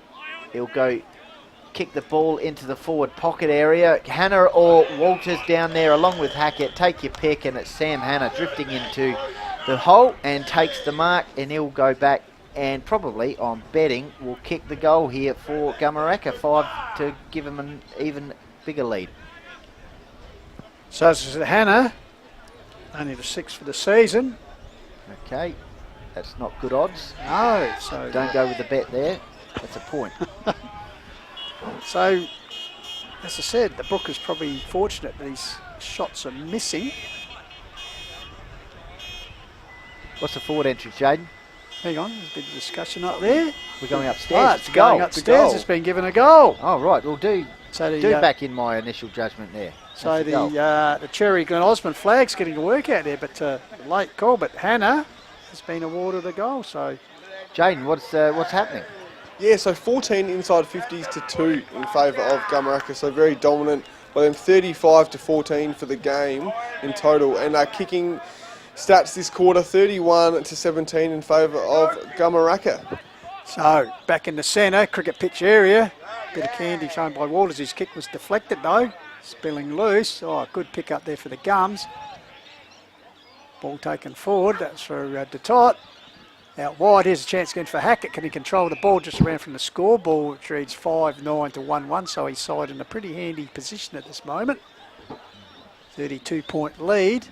Yep, it's in the forward pocket area. Boundary throw in. Rucks will go at it. Hackett down there. Lovely day here at Gumeracha. As we said, these two sides have been right up the top the last few years, in particular. 2019, they met in the grand final. Memorable grand final at Macclesfield. At Macclesfield, yeah. Ryan Nelson was the coach of Gumeracha at that occasion. Now, last few years has been Mark Weaver, who's led them to back-to-back flags and looking for 3 in a row. Talking about number 3. Snap at goal there by Ben Biaggi is a minor score. So another point there for Gumeracha. They go to 5-10. Kersbrook stuck on 1-1. They said the drought-breaking flag, that one, the 84 flag, which they're celebrating, that was the previous one. So a long time between drinks, but since then, Gumeracha have been ruling the roost, the Magpies, so to speak. So the Brookers to bring the ball back into play. Out of wing area. Ball goes to ground. Held in there, the big man King lurking. Just a reminder, we're on Call of the Wild Facebook page, Hills Football League Facebook page, Filming Footy YouTube, and Lofty 88.9 FM Adelaide Hills. So let us know where you're coming in from today. So flicked over the back, close to the boundary line, high kick. Kersbrook, bouncing ball, spills free. I'll tap forward here, could be a chance for the Brookers. No, stand his ground there is Daniel Wood. Gets support out wide through Dan Trepka. Puts up the wing area mark taken out there by Graber. Playing against his old team, puts it forward.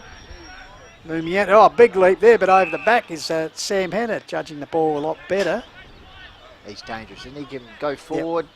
So he's had a couple of shots, Benny, and he's sprayed it. So this may be the time that he actually finds the centre, finds the radar. So it's still on the 6 goals for the season.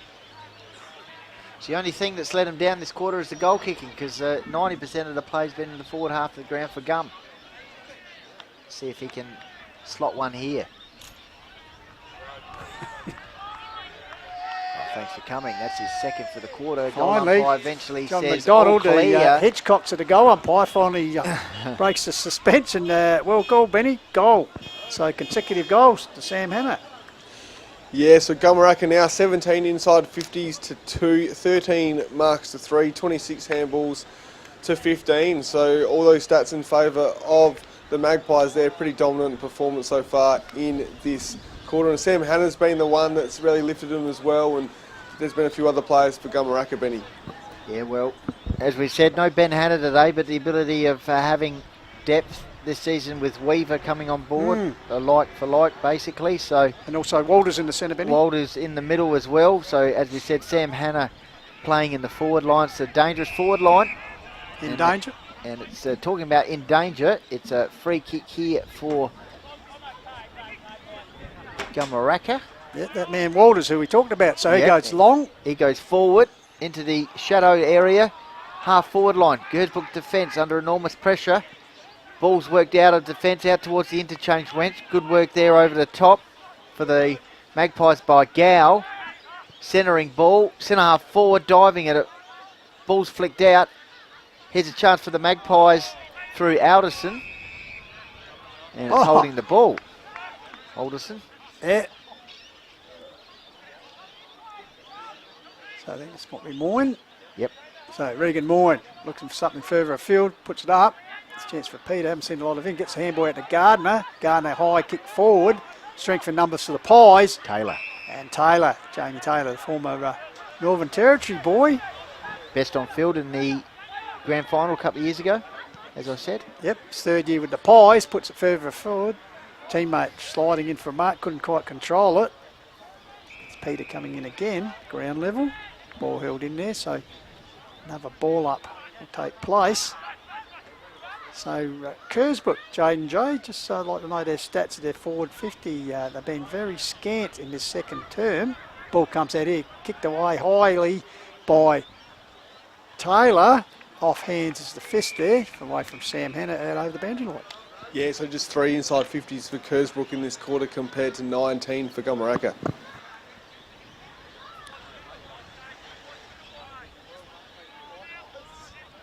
So just repeating a couple of quarter time scores. Mount Lofty 3 goals, Onka Valley 1 goal, Nanbrima 5-5, Uraidla 2 goals.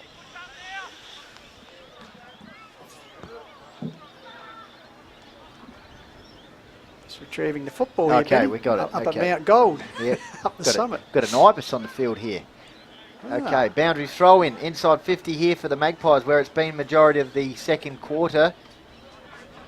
That is fantastic. Pity we can get young Hutto to get that. We have Dog of the day. We've got Ibis of the day out here in the ground, boys. That's a lovely bird just doing anything. Normally we have magpies or corellas or... Anyway, ball's worked out of the fence here for the Brookers. Hasn't been down this end of the ground much, hence why the Ibis has drifted into the forward line here for Kersbrook. Are they a water bird, Benny? What do you know about them? You're I might just do a little bit. Jane J, can you give us some stats on the Ibis? No, it's all right. I'll check it out. Where's the nearest waterway around here? Well, there's plenty of water here, probably on the Thursday and Wednesday with the rain. The ball comes down here. As we'll just do some Ibis research for you. Ball locked in. I can give you one stat about the Ibis. They're doing a lot better than another bird, the Crows, at the moment. There you that's go, for our sure. man Tommy, he got it all. He'll just show you what we're waffling on Pretty sure here in a minute. I'm pretty sure it's an Ibis. We'll take it for granted because not that we're bird experts here. We are in the home of the Northern Magpies. Ball up on the other wing. The ball was Daniel Wood, I think best on ground in last year's grand final, if I recall, Benny. So, ruck duel, ball comes to ground as the boys giving Google Ibis a bit of a workout here. Here's a chance for Neindorf. Ball beats him over the line. Wienert, sorry. Ball over the line. There you are, there's the Ibis, just pretty sure it is. Wandering around. He's having... It's aerating the ground for Ian Carpenter. So ball comes up forward for the Brookers. Leaping in the end, taking an uncontested mark, Bailey Gale. Not Seago out there, Bailey Gale. No, the Ibis is in the forward line here for the Brookers. Meantime, down the other end of the ground, high flyer there, a little bit of entertainment. As we go out towards the outer side, ball's flicked on. I think there might have been Josh Pearson getting a bit of air time, bit of Ibis time. Yeah. Just got a live score here as well. Macclesfield playing Torrens Valley. Macclesfield 5-10, leading Torrens Valley 2-1. Okay, one-way traffic. Similar scoreline to here. Inside 50 here for the Magpies, where it's been for the 99% or 98% of the quarter so far. Those stats will back it up, I'm sure. Jaden, inside 50s again. Gumeracha Kersbrook this quarter. Yeah, 21-3 in favour of Gumeracha. So the Brookers have only added one behind in this term. 6-10 to 1-2. Ball comes forward. Spilled off hands there by Pittman, I think it was. Lucky that didn't prove costly.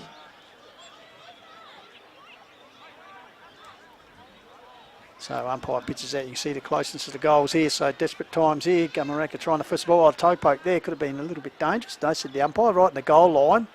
Could be a try over the line here, Jaden. Because State of Origin coming up during the week. Yes, this Wednesday. Maroons and the Blues. How do you like with that, Jaden? The Maroons. Yeah, yes. So ball comes down there. Covered there close to the line.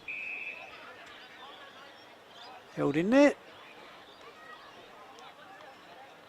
So once again the ball up. See the close proximity.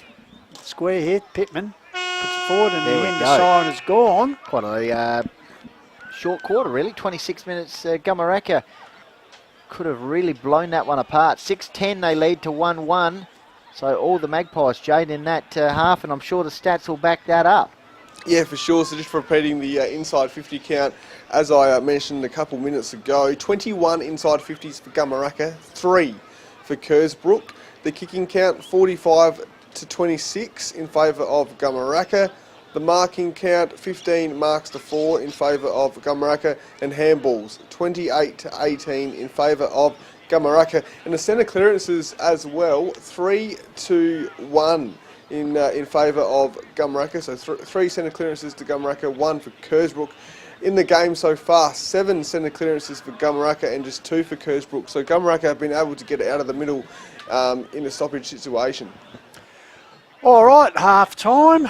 As the team's leaving, you see in the background Gumeracha with a pretty handy lead, 6-10-46 to 1 goal to 8. So pretty handy advantage here at half time. So no doubt the teams will go in, and then the case of Kersbrook, Coach Kane Powers will be pretty keen to get his charges back on track after 2 very impressive wins on the trot. But at the moment, a lot of work to do here at Hybrid Ag Oval in Gumeracha, so we might take a bit of a break here during half time. We'll be back for the start of the second half and see if indeed the Brookers can get themselves back into this round 8 country division game coming to you on Quarter Wild through Filming Footy. Back shortly.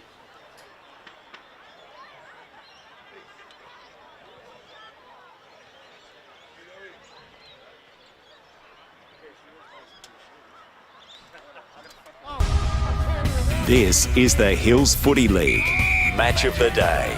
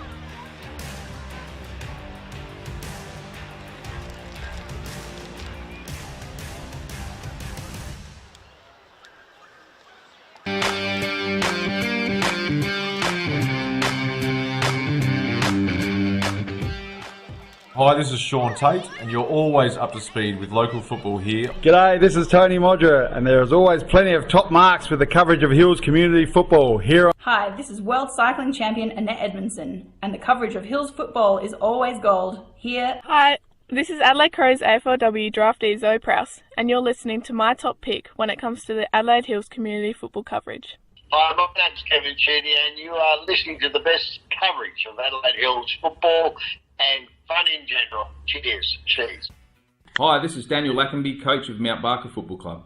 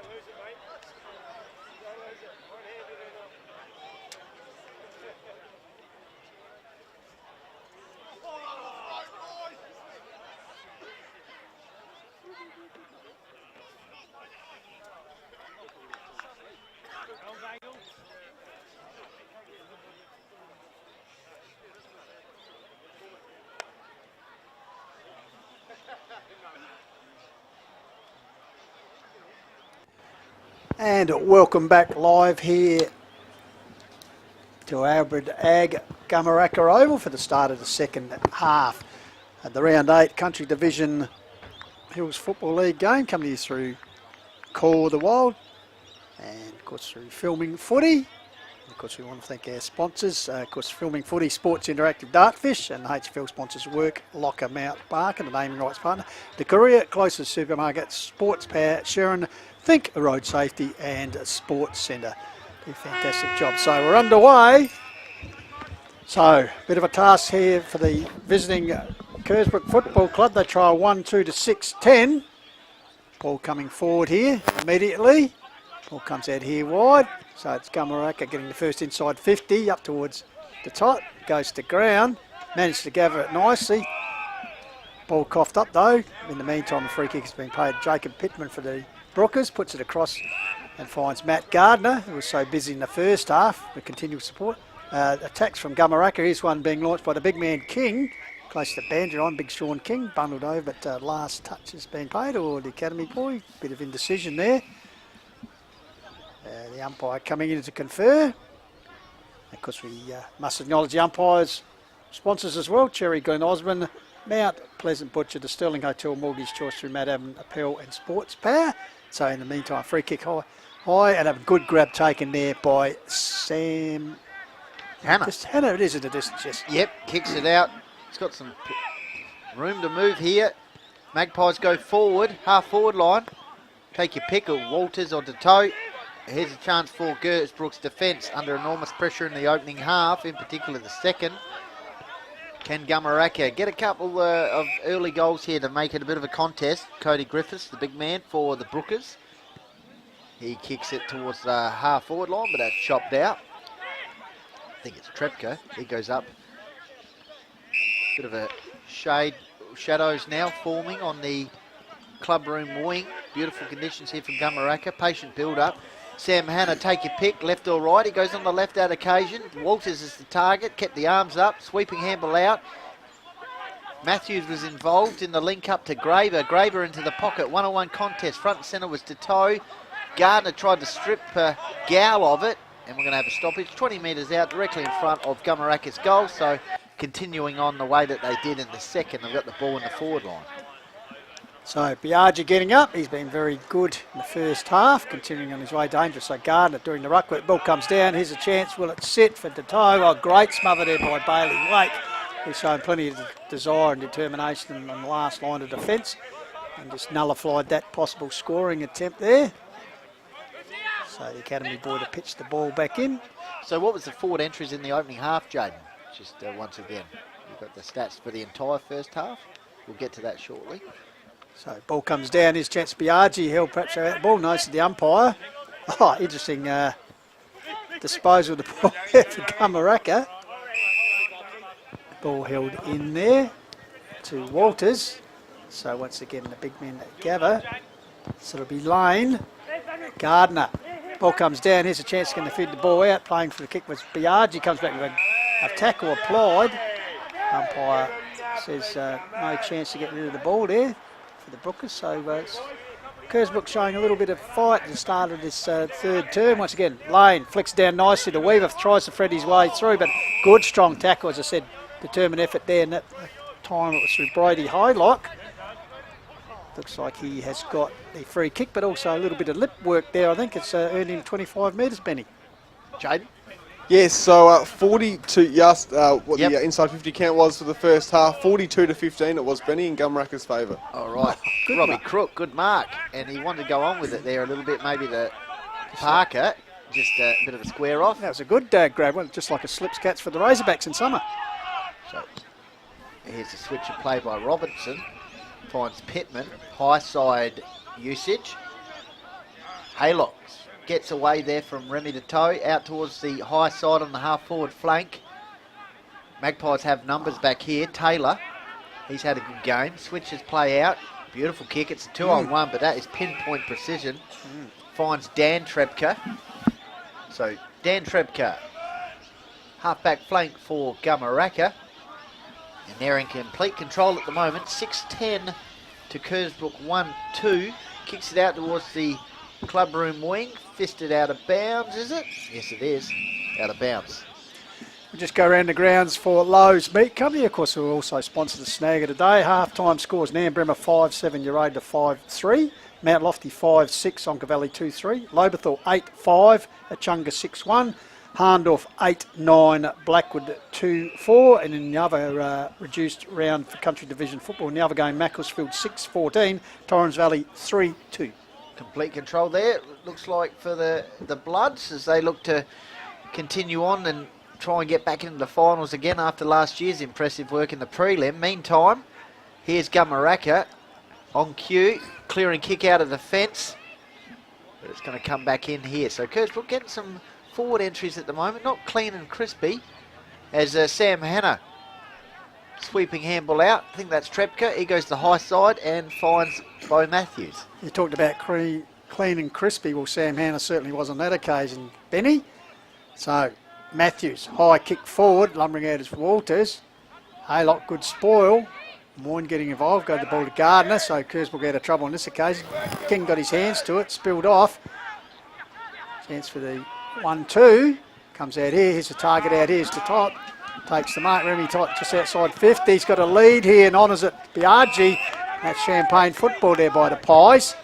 Biaggi quickly moves the ball on. He's got a man here loose. He's run on, takes the mark. And Gardner, well, you think that was going to be 25 metres every day of the week, Gardner. Just a little bit of frustration there. There's the free kick being paid here. I think this is Alderson. Yes, indeed. Kicks the goals. So Gardner just a little bit upset with that decision, but anyway, Alderson.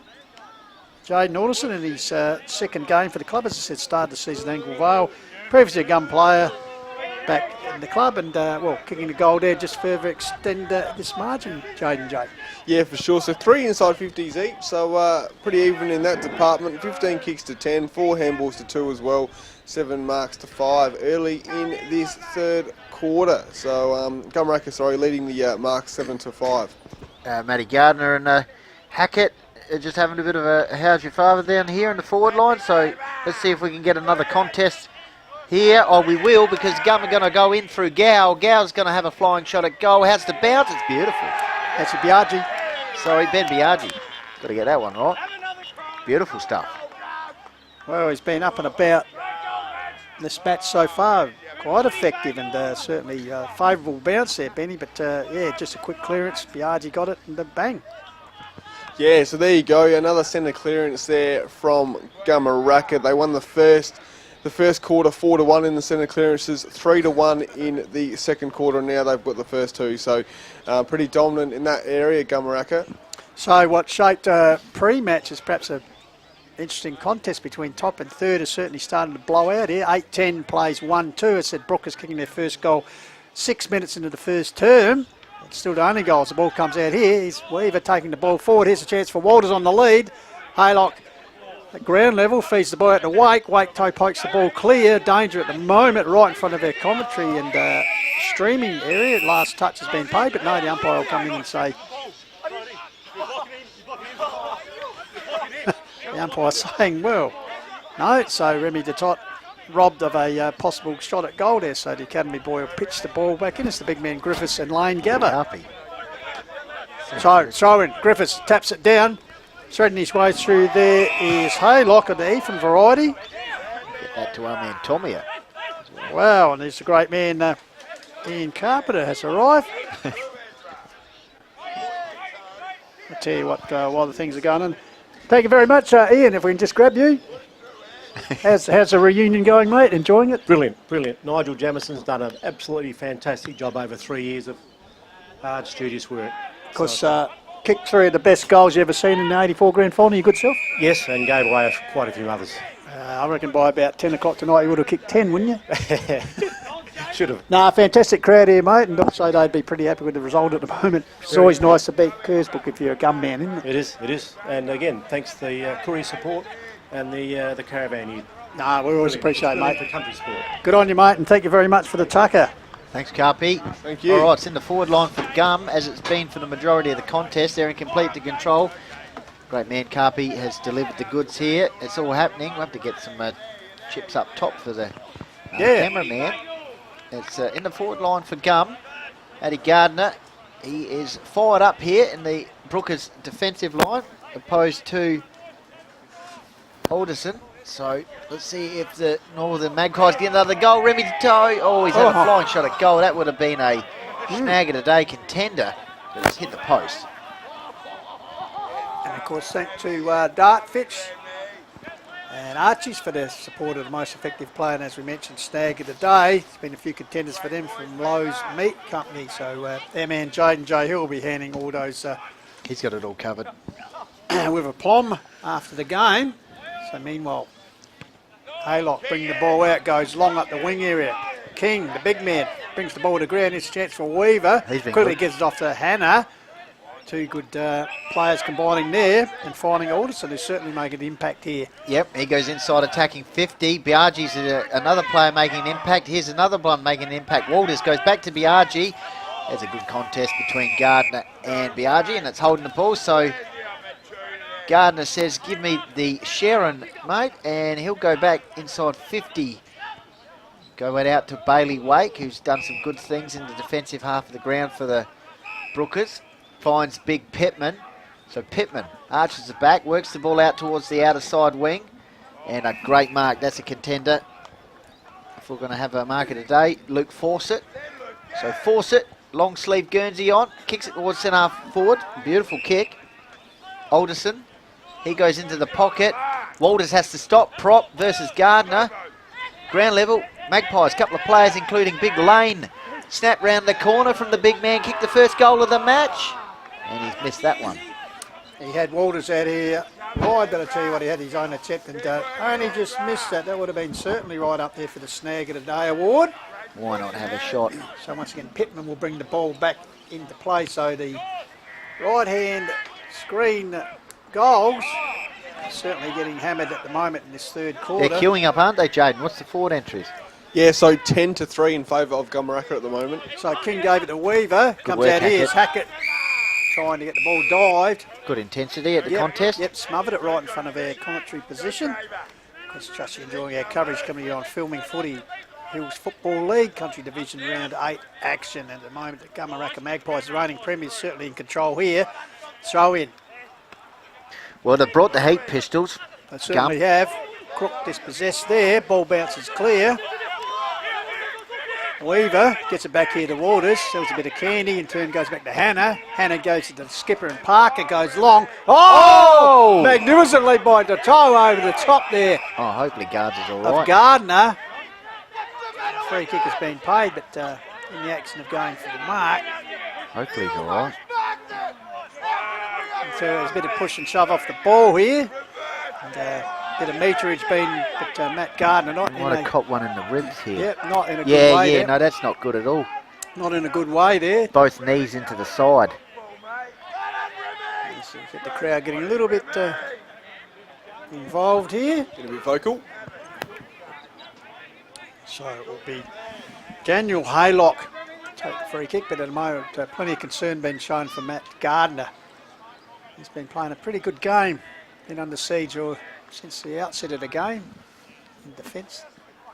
It's over, that's right. 400 games, I'd suggest, Matt Gardner in his career. So we certainly wish him all the best in that situation. It's a bit of concern, medical staff up there. Good to see he's up on his feet. Hopefully he's all right. Wind knocked out of his sails, no doubt, with that in that marking contest. Wants to continue on here. Yep, so Magpie just checking he's okay. Would be a little bit, just acknowledging the umpire, that's all good, so Haylock will take the We'll have a look at that marking contest again at some stage, because, he wore the legs there, no issues, just, unfortunate. So Haylock with the pass, finds Robinson. Yep, so meantime, back in the action, can the Brookers get the ball down the other end of the ground through Crook? Goes a short pass, it's gone out of bounds. So Gardner still staying out there. Let's have a look at that contest once again. dropped it on the side there. So Magpies in complete control at the moment. 8-12 to Kersbrook 1-2 as they work the wing area. Walters takes the mark. Good presenting from the Gumeracha forward line. 1-on-1 contest. How's guards here? Ground level Hackett versus Gardner. Gardner almost earns a free kick there for High. And hello, keen to go on with it here. A bit of friction in the game.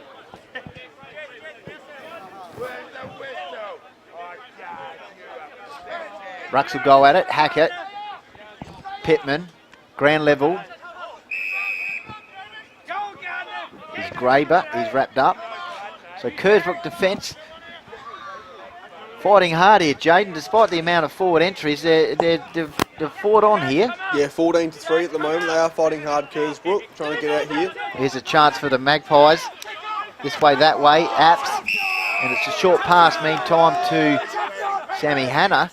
Would have been paid downfield for a late hit there. So just a little bit of feeling developing in the game here, boys. And well, it wouldn't be a Kersbrook Gum game without such, but let's hope sanity prevails. And Sam Hanna resulting free kick right in front of us as he's disappeared over the line. Believe me, he's there. So Sammy Hanna kicked 2 goals during that last term, the second term. Oh, he gave us a wink before he kicked it. Snag of the day contender. So Sammy Hanna. I tell you what made that one good, Pistols. He looked at us in the commentary box and gave us a bit of a smile before he went for the goal. I tell you what, most CFL, they look at the big screen, but he actually looked at the source of the stream itself and said, cop this, boys. So well done to Sammy Hanna, as I said, his 3rd goal for the that's sensational. all kick since quarter time, when he missed a few, but he certainly got his kicking boot because his last 3 shots have been goals, including that one magnificent from the Badger. Even get the plaudits here from his older brother, Ben, who's forced on the sidelines for a few weeks with a broken wrist. So you think long way back for the Brookers here, 1-2 trail 9-12. Well, they've got themselves in a good position on the ladder, so they'll learn a lot from this contest, Pistols. But it's certainly not a position in the game, this actual game, Benny. That no, not at all. Would have thought they'd be in. No. They thought they'd be a real contender today. So perhaps a little bit of a reality check. That's what I was young getting side, and as you said, Gerling well, they've certainly improved under Kane Powell this year. But bit to go as the ball in the centre, cricket pitch area. Once again, heavy tackling. Bit of push and shove, and here we go again. Here we go again. Here we go again. Oh, hello. That's a send-off. Yep. He copped him in the chops there. No need for that. The runner getting involved there. It might be Robinson, is it? Yeah. No, it's just Ethan Haylock. He copped him in the chops behind play. Yep. And he might umpire. Right under the nose of the umpire as well. The umpires who doing a pretty good job in the circumstances, and looks like it's going to be advanced free kick here, I'd suggest. And well, it's going right to the teeth of Remy Detot here. Things are unravelling a bit here. Yes, so as I said, we hope sanity prevails, because we like to profile Adelaide Hills football. We don't want to see, as you can see, that sort of stuff. Probably the easiest centre clearance that Gumeracha's going to get, I reckon. Yeah, so that one there, right there. So the top, the chance here, hasn't kicked a goal this season, according to my records. Can he rectify that? No. So another line of score, but three for this quarter. Kersbrook have not scored. In fact, they've only kicked their only goal at 6-minute mark of the first term. So we got another yellow card coming up. Oh no, he's just it's a goal. What's that? No, they've just gone. Sorry, I'm just working out what's going on here. Socks, there's a lot. I said the young fella's just gone up the. It's a goal. It is a goal. Well, by Trev Mack. The reaction of the player, it seemed like it was a point. Yes. But anyway, he knows best, and it's a goal. Well, it's already up on the ski board. So Remy Detot has kicked his first goal of the season, and the 10th on the board. So never doubt that one, Pistols. That's straight through the middle. Yeah. All right, back in the middle. Eventful quarter. It's all happening here at Agrid Park. Yep, so back in the middle, 10-12 to 1-2. One-way traffic, highly impressive performance from the Northern Magpies despite missing their co-captain in Ben Hanna. Half forward line, you pick something up. On behind plate.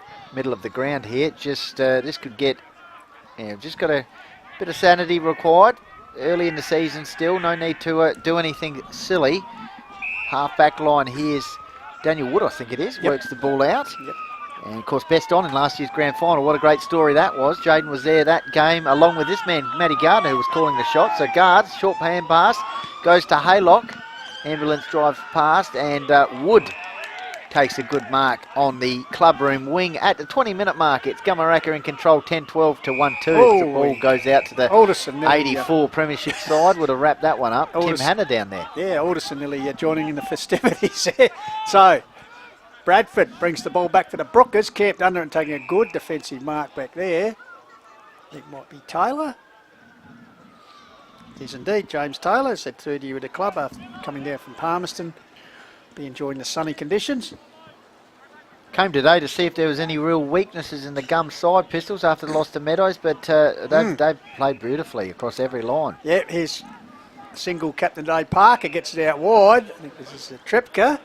Brings the ball inside, intercepted there by Robinson.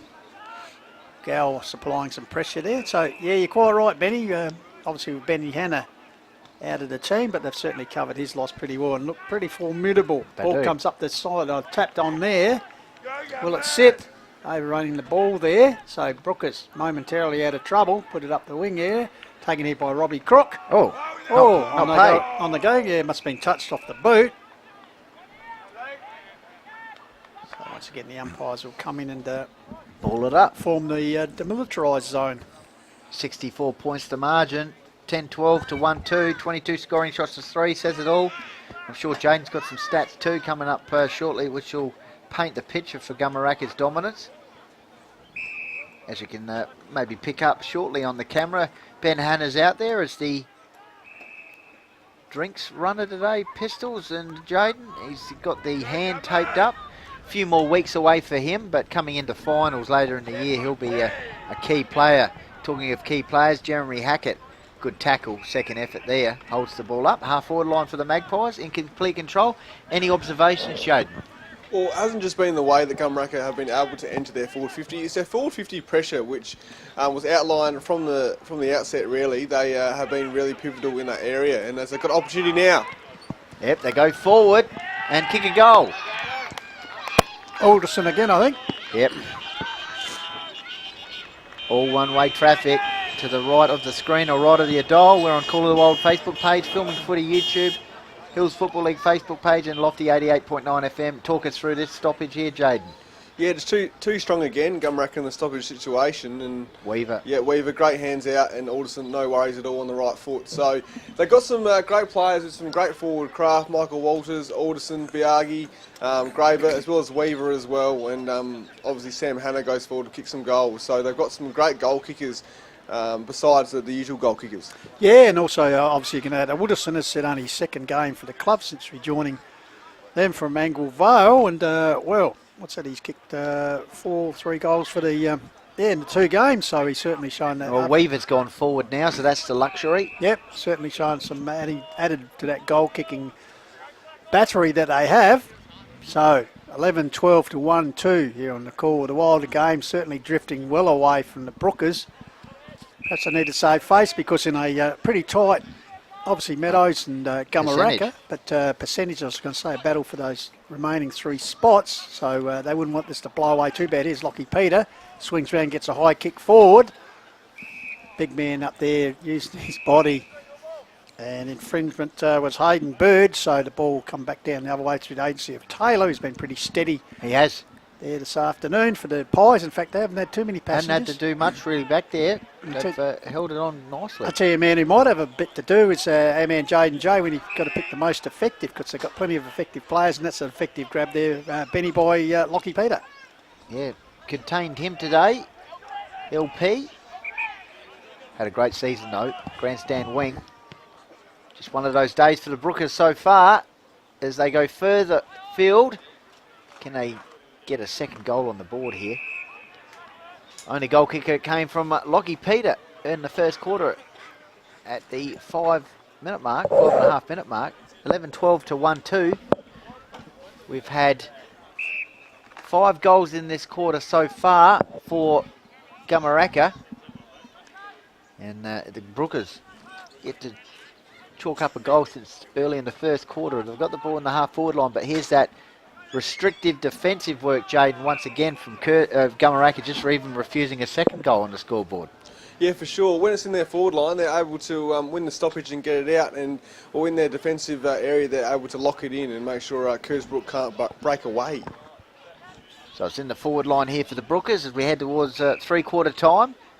Don't go anywhere after the match at this stage. Well, it's looking very likely. In fact, pretty certain that Gumeracha coach Mark Weaver will join Jaden and Pistols for the after-game show. Here's a chance for the Brookers. Flying shot towards the goal line. And Dylan Burge was the player there. And Brett James, old number. And, of course, Brett was playing in the reserves Pistols before this one with a few of the Brookers greats. Yep, so Dan Tripka relieved the ball out wide. I think it's got to come back to him.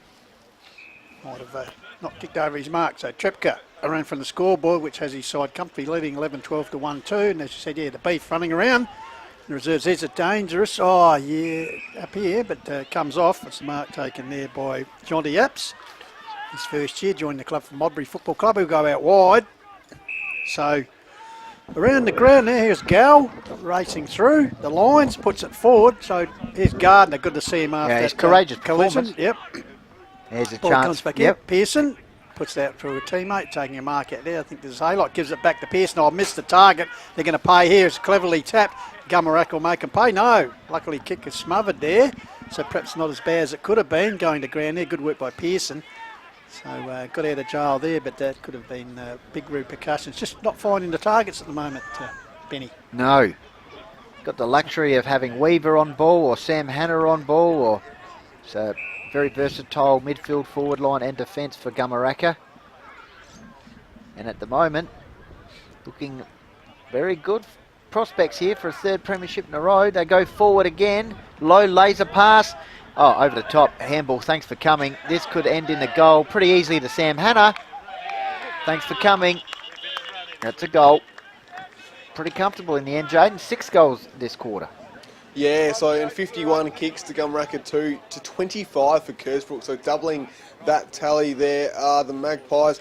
22 marks to 10 in favour of Gumeracha, inside 50, 17 to 8. So, look, it wasn't as bad as the second term, but Gumeracha still dominant in the forward 50 entries. And I guess there's some relief for Kersbrook because their lowest ever score against Gumeracha is 4 points, so they passed that. So there's some relief there. Well, I tell you what, if you thought things were bad in the second term for Kersbrook, it was one behind to 3-6. In this quarter, it's been, 6 goals, 2 to no score. So, yeah, only way and up is up, but Biaggi kicking goals and also setting them up. That was him there, wasn't it? Yeah, very unselfishly. Saw Sammy Hanna, so Sammy was assisted towards his 4th goal of the afternoon. So here's a chance for another. Caught behind Haylock, perhaps infringed there as he grabbed it. No, said cleverly tapped on there by Hackett. Here's a chance for Detot. Can he get his toe to it, Detot? No, it's just the cruel as the bounces. So minor score resulted. Yep. 29 minutes gone. Longer quarter this one due to Gumeracha's goals. Gardner kicks the ball out of defence. Straight down the throat, though, of Gumeracha player in Matthews. He goes to Gray.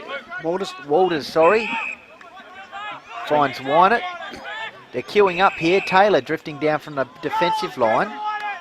Oh, what for? That is, he's paid it against. Why? Perhaps it was Robinson, but he was being. Yeah, that's an interesting call, that one. But anyway, the only people who were happy about that are the Gumeracha supporters and also Wynett, I think it is, who kicks the goal. So I'd like to see that just to build up on that one again, but it's in the book. Another one to Gum. So there's 7th for the quarter and certain rattling at home and bearing in mind a bye next week. So maybe the coach says we'll leave nothing in the tank. You've got a week off. So dominant here. Yep, sure are. It's the 20th inside 50 now for Gumeracha. They had 21 in the first quarter, 21 in the second quarter, and now 20 so far. So, yeah, they've been dominant in that area, like I've said all day, really. And 29 and a half minutes, see if they can get 21. So how many 50s again. forward entries for them and Kersbrook this quarter?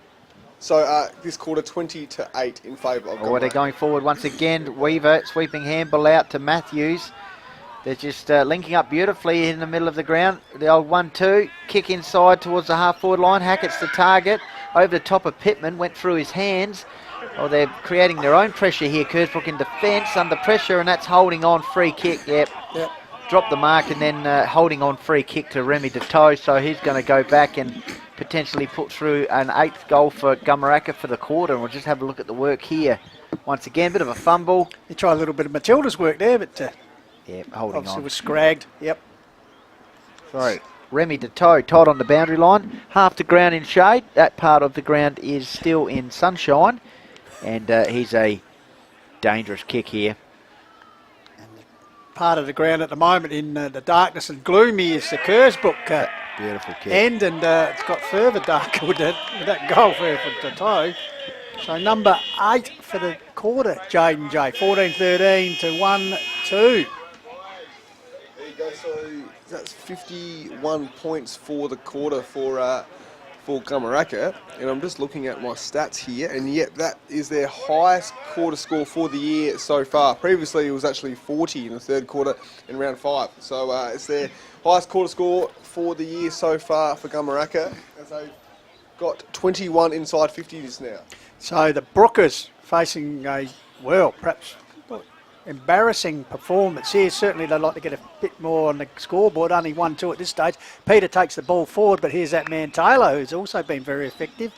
As I said, might be a hard job to judge the winner of the most effective player for the Dartfish, Beanie and the Archies. Well, that's why we've got the best in the business doing of course. Comes across here. Yep, I think this is Walters. Yes, Walters roaming all over has a few of his teammates up. And he goes inboard, finds Graber.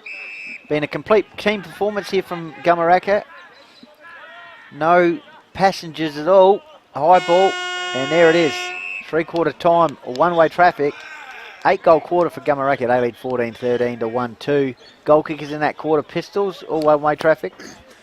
Yeah, well, Hannah with 2, Alderson with 2, Biaggi, Detot with 2, Deto with 2, and Wynett. So, yeah, 8, and, well, for Kersbrook, we've got to go back to 6-minute mark of the first term for Lockie Peter. So, yes. So, Jaden J.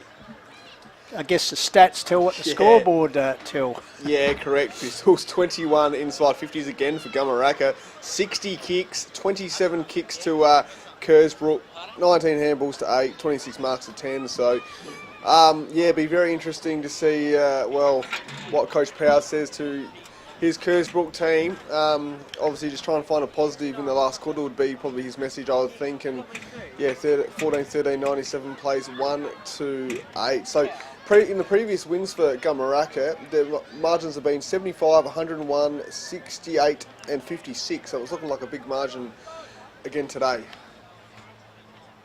In fact, you're right. 89-point margin as we turn to home. So they'd no doubt like to get the triple figures up against their old rivals, and particularly what's been a special day here, as we'll get you to go to the Brown Belt and find the biggest margin between the two. We'll get that after when we come back after 3/4 time. But at the moment, we'll take a break here, 3/4 time break. It's Gumeracha well in charge and heading towards a big win as they lead 14-13 to 1-2. Back shortly on the final term here at Quarter Wild, coming to you in filming footy. This is the Hills Footy League. Match of the day.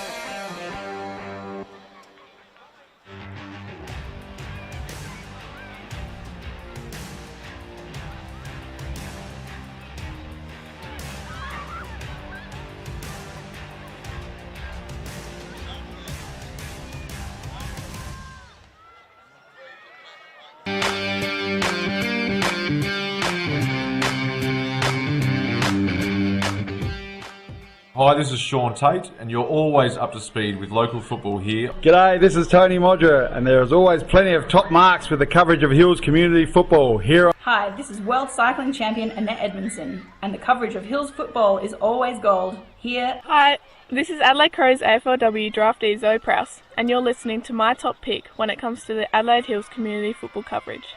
Hi, my name's Kevin Chetty, and you are listening to the best coverage of Adelaide Hills football and fun in general. Cheers. Cheers. Hi, this is Daniel Lackenby, coach of Mount Barker Football Club.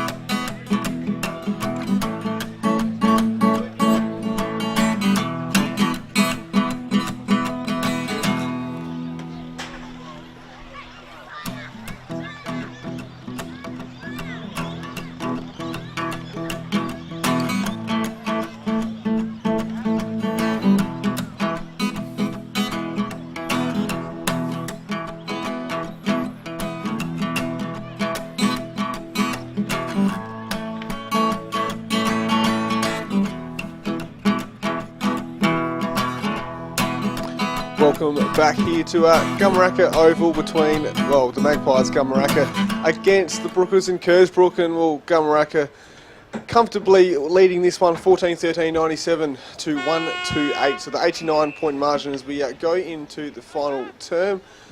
Rucks go at it. Good tap there by King. We're around the ball here. What can transpire early in this last term as it's a stoppage? So umpires coming in. Recommence play. So once again, the ball comes down. Weaver there. Coming through there was Pearson. Comes back to Hannah. A clever hand by the top. Go to Weaver. He's set upon though. Made sure he's not going anywhere. Good tackle applied there by Brookers.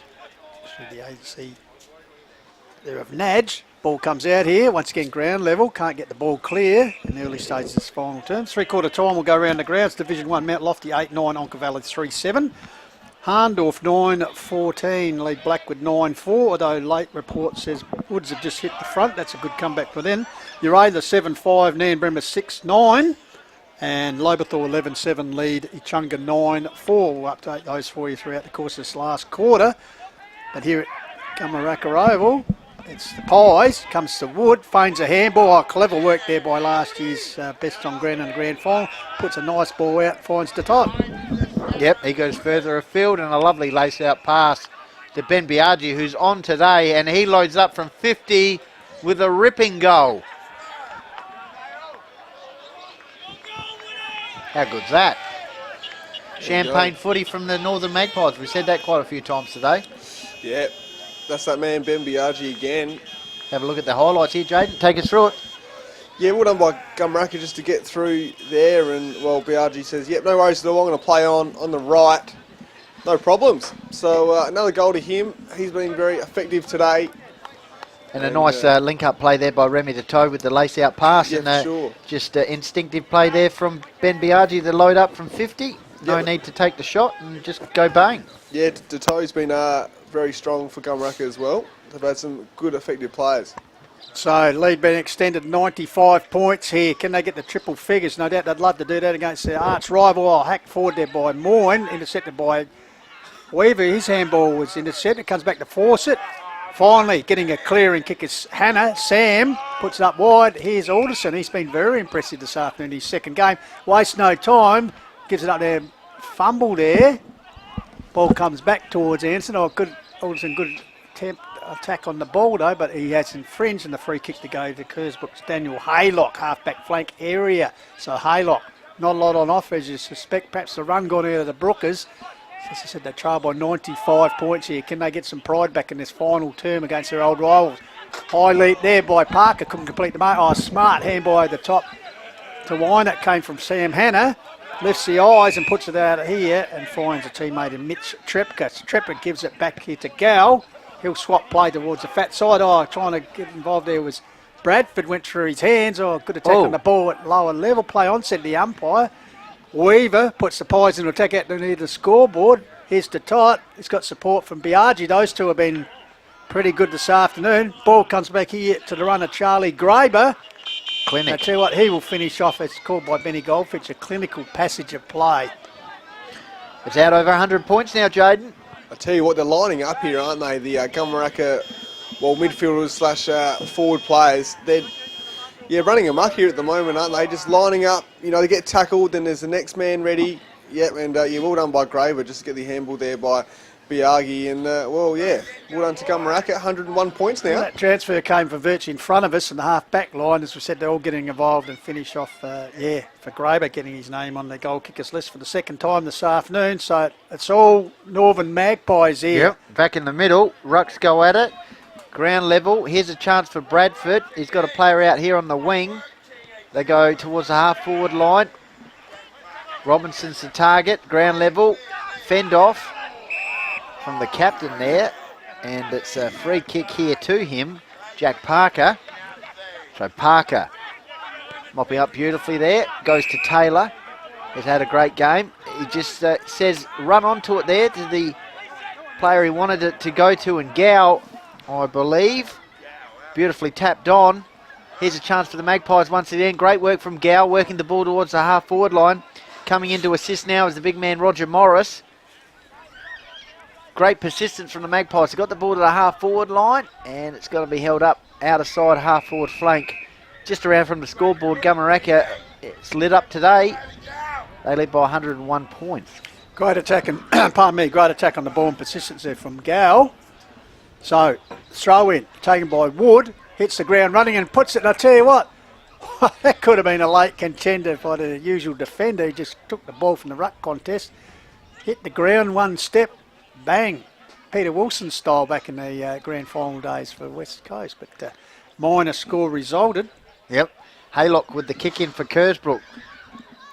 Haven't kicked the goal since the 5-minute mark of the first quarter. We thought that's a good start, but since then it's been all one-way traffic. Fisted out of bounds. Hang on, just got to turn this.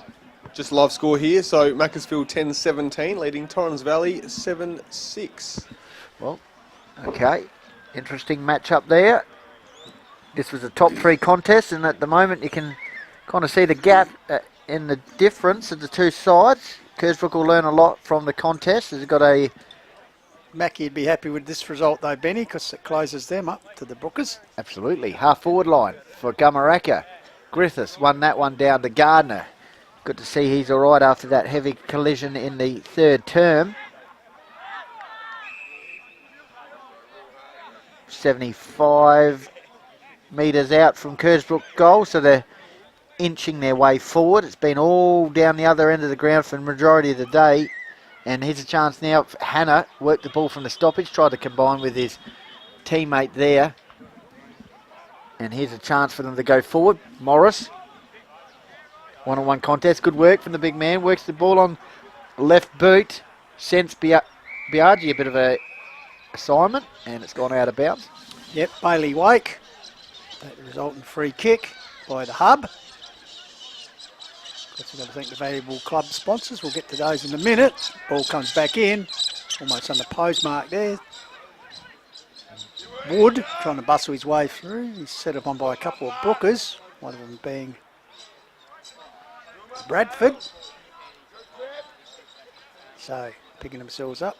Peter the other one. So once again the ruck duel comes out the back there. Bit of volleyball style. Finally comes clear. Comes across. Trepka in front, ball comes to ground. Robinson, hands and knees stuff, gets it, but here's Weaver. Here's the all class. He gives it back to Bailey Gower, who's certainly had a good game this afternoon. Puts it out wide. Can the ball be trapped out here by that man Biaggi? They've got two Brookers on there, well aware of that. Bailey Wake wearing him like a cheap suit. But he has won the free kick here. Bailey Gale. Benny Biaggi, sorry.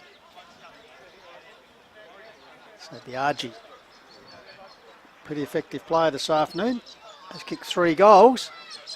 Backing himself in here, Benny, take one of his best kicks.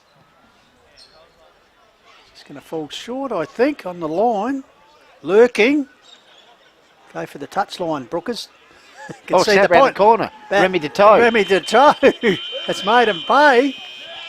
That's not a bad goal either by de Toe. And, well, that's his third for the afternoon as well, as Jaden Joyce said previously. They're lining up now to kick these goals. For sure, plenty of options for, Lowe's goal today and also most effective player, that's for sure. Gumeracha now, 17 goals, 108 points, so well done to them, having a great game so far. 9 inside 50s there to Gumeracha in this game, in this quarter so far. Hindsight's a wonderful thing, Benny, but when you look at it, the replay there, you think that the defence would just knock it over the line and just concede the point and get the kick in, and so, yeah, put some space between them and the goals. But anyway, that's history. Yep, so Rucks will go at it here. Griffiths in ruck versus the big man there for Gumeracha. Bradford, nice attack on the ball. Handball in broad to Crook. A rare forward entry for Kersbrook. Gumeracha through Taylor. Sensational mark leaping across the front there. Reliable as always. Kicks the ball out towards a running Weaver. Stops props, looks for a bit of support. He's got some here through Gow. So Gow drifting down from his half-back flank. Handball back over the top to Weaver. Pretty easy. No issues there. Kicks the ball low, inside 50. Hackett crunching. Is that Gardner again? Hopefully not. Kicks the ball forward and Remy de Toe strolls in to kick a fourth for himself there. And increases the margin 18-14 to 1-2. Once again, great young Bailey movement, Wake. Yeah. transporter. Yeah, Bailey Wake, as he's never shirks the issue. Courageous. He is. You see the ball come in. He was the meat, the sandwich here, unfortunately. Bang. And de Toe to be, once again, Biaggi involved. Got the ball quickly forward and de Toe, thank you very much, off to the races. So consecutive goals for him. Number 4 in total. So, wow. Starting to get ugly here. Sorry. Good mark by Taylor in defence as well. Yep, I was going to say the ball just transgressed the whole length of the oval there. So getting ugly here, boys, if it hasn't already. 18-14 to 1-2. Are they galahs or vultures? We could see birds coming in there. But anyway, feast on the carcass here. Here's a chance for the Brookers. Can they finally get number 2 goal on the board? Oh, cruel bounce there. Going back for it was Morris. Got to a teammate around the corner. The other big man in lane. High kick. Over the top. There's de Toe again. The danger man. Gardner, good to see him getting involved there. In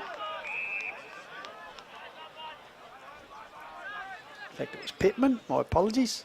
But Gums deep in attack once again. Ball comes down. Gardner involved with that. Wood. The umpire will come in and ball this up. As you can see, the shadows starting to encompass the ground here. But a good crowd in the house, particularly if you're a Gumeracha supporter, of course, attending the big reunion today. They're staying to watch their current side do the job this afternoon on the old rivals. Kersbrook, ball spills free. Finally, clearing kick from a pack situation. Parker. Yep, he's in space. Or Taylor. Taylor mopping off centre half back. Lace out pass to Walters. He dropped that one. Handball over from Crook. The old 1-2. Crook goes out towards Bradford. He's on the outer side here. Kersbrook 1-2. That's right, 1-2 to 18-14. Gumeracha in complete control since the 5-minute mark of the first quarter. Gardner takes the mark. He switches play out, half-back line. Here's Bailey Wake. So Wake will go a short pass over the top. Finds Braden Nadge. So Nadge. Slow build up here for the Brookers as we head towards the midway point of the final quarter. So here's a chance for them to go forward. Pearson gone, holding the ball. Tackler there was Luke Fawcett. So once again, Gumeracha's defence right up to the challenge today. Yep, you can see their desire, even though they're so far in front, they don't want to concede anything. Here's a chance for them to go inside through Matthews. Ball comes off hands around the corner. Charlie Graber! Just missing, hitting the bottom of the post there, so minor score there. Results, but Gumeracha certainly peppering. And as we said, Kersbrook's only goal came just under 6 minutes in the first term, so it's been a very, very long time between drinks, almost Burke and Will stuff, as their forwards have virtually perished here this afternoon, that's for sure. And here's a chance for further embarrassment, if you want to use that word. It'll be Weaver. He certainly had plenty of creative passages of play from the midfield and feeding. Here's a chance to get himself on the goal-kicking list this afternoon, Jaden. Yeah, for sure, and really good work by, Weaver's one of them, Gumeracha midfielders just working their way up and getting some room from their opponents. So well done to Weaver, as he's just lining up for goal here. Has kicked 10 for the season. You can make that 11 as it heads towards Mount Gold.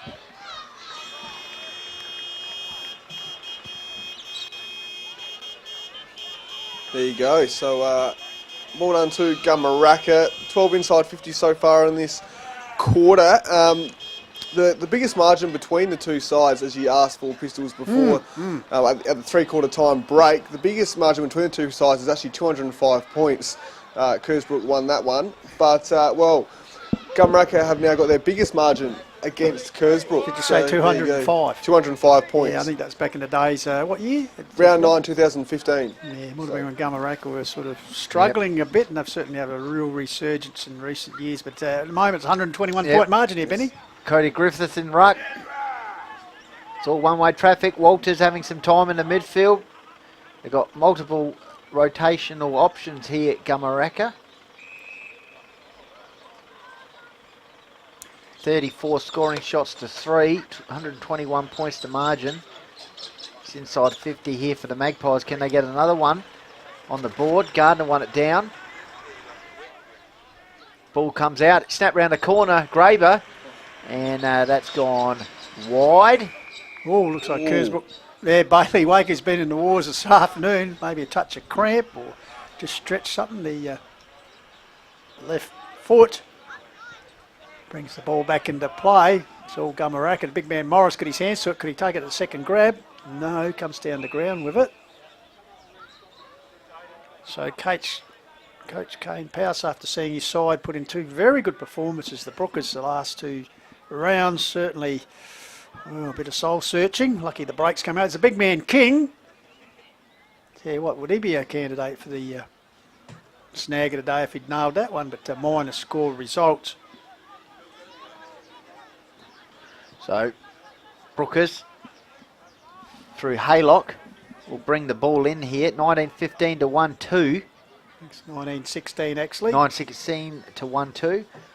Brings it out towards the clubroom wing. High flyer there was Lane. Ball's flicked out. Here's a chance for the Brookers to go forward. Gardner, he's given it a crack as always.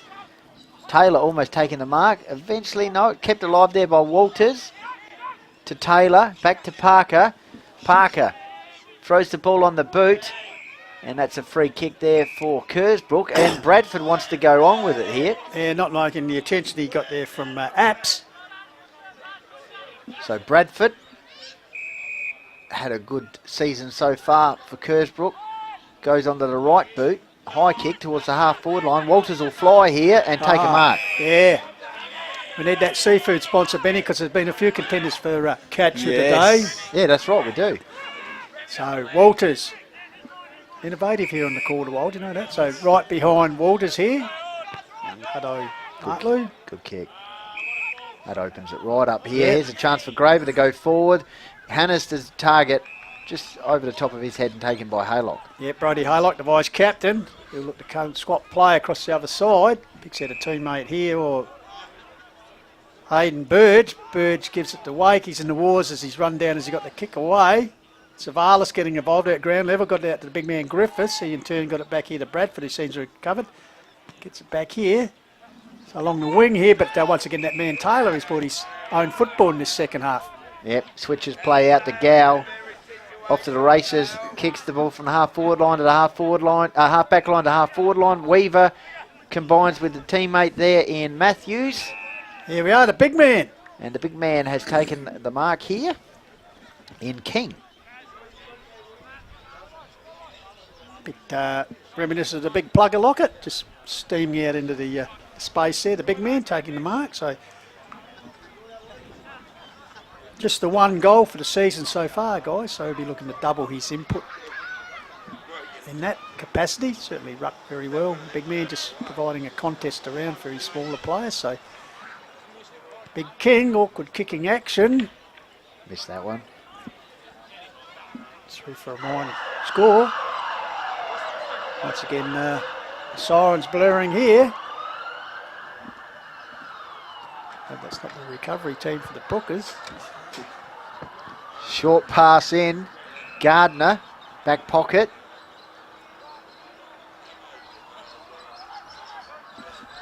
"19 minutes gone, final quarter. All all under the pump here at Kersbrook. Chopped out mark. Coming straight back in through Apps. Snap round the corner. How's that one? It's gone to the right. Flying shot at goal there by Alderson. And they go to 19-18 now. Gumeracha, Kersbrook 1-2.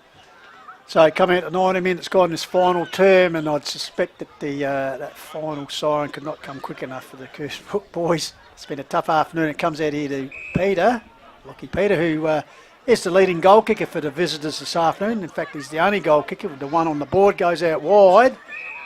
Finds a teammate out wide in Brody Harlock, who's tried hard all afternoon. Had numerous tries, but just haven't been able to string consistent performances. In fact, when it comes to goal kicking, they're certainly not. Ball off hands on the outer wing. Weaver just nonchalantly gives to the run of a teammate there, and Gow, I think, goes up, queuing up. lifted the eyes, and it's Benny Goldfinch. You can hear the background. Biaggi yet again. So, already through on the board. Could be an effective game here. So, Biaggi. So 16 for the season so far. Ben Biaggi. Puts it straight over umpire John McDonald's head. So Il Beauty Biaggi. Yes, there we go. Well done to Biaggi. Just a pretty simple set shot there. Well done to him. 20 goals, 1,838. Kersbrook 1-2-8. 43 kicks to 27. 18 inside 50s.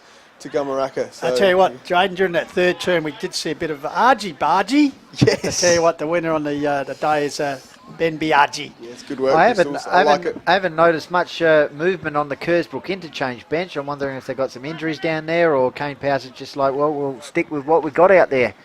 So Gumeracha continuing to do the rotations here. Onto the ground is Roger Morris. And Remy Detoe having a bit of a breather as we head towards the 21-minute mark. And they go forward, almost a mark there for the Woods through Wood.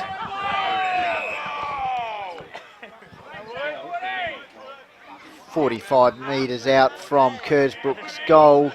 Can Gumeracha continue to hold them goalless since the first quarter? It's inside 50 here. Parker trying to work the ball out of defence. Once again, the Gumeracha defensive area holding firm as they inch the Brookers out of their attack of 50. Try to anyway. Here's a chance now. Ball flicked out by Fawcett. Goes in again. Here's Gow. Great work from the Magpies out of the fence. Kick into the middle of the ground. Drifting into space there over the top was Wynett. Still hustling is Sam Hanna. And it's a stoppage just near the cricket pitch area. 20 goals, 18. 38 scoring shots to 3. Says it all. Don't go anywhere. Jane J. Hill's going to take us through it. And also with the snag of the day, thanks to Lowe's and Parker, captain for Gumeracha. Got a handball away, but the umpire didn't see it that way, and it's a throw. So Brookers will go into attack. Yeah, so Robinson with the ball. Here's a chance. So Brookers, can they get that Crave second goal? Good defensive work there by Wood. Puts the ball out wide. Also getting assistance there from Fawcett. Pressure applied there. So 130-point margin here in favour of the Northern Magpies. As I said, we didn't see that coming. the beginning of the game. In fact, quarter time, it was only 15 points, 3-4 to 1-2. Current score, as you can see, 20-18 to 1-2. So 1-1, sorry. So they've added 1 point since quarter time, the Brookers. So the tail tells the tape tells the tail, as they say, and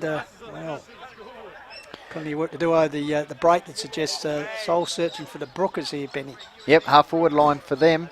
Gumeracha still not allowing anything to get through that half back line. Taylor and Wood, Gow, Trepka, Parker, they've all been up to the challenge today. Here's another chance for Kersbrook to get a second goal, or Gumeracha to hold them out once again. Taylor. Here's a chance for Kersbrook. They've got some numbers around the contest here. Can they get a second goal on the board? Robertson squares the ball. Once again, intercept. Flying shot, high. 3-on-1 situation. Walters takes the mark, and frustration there for Kersbrook. Yeah, strong hands in the forward line, strong hands in defence from Michael Walters. Could be intercepted here. Trepka round the corner. Yeah, from Haylock, Daniel puts it forward. Once again, Walters getting involved. And this time taking a bit more of a mark close to ground level. So he goes out wide out here. Here's Apps. Always take your Apps with you, Jaden. Puts it forward for Graber over his head. Here's a chance for Gardner.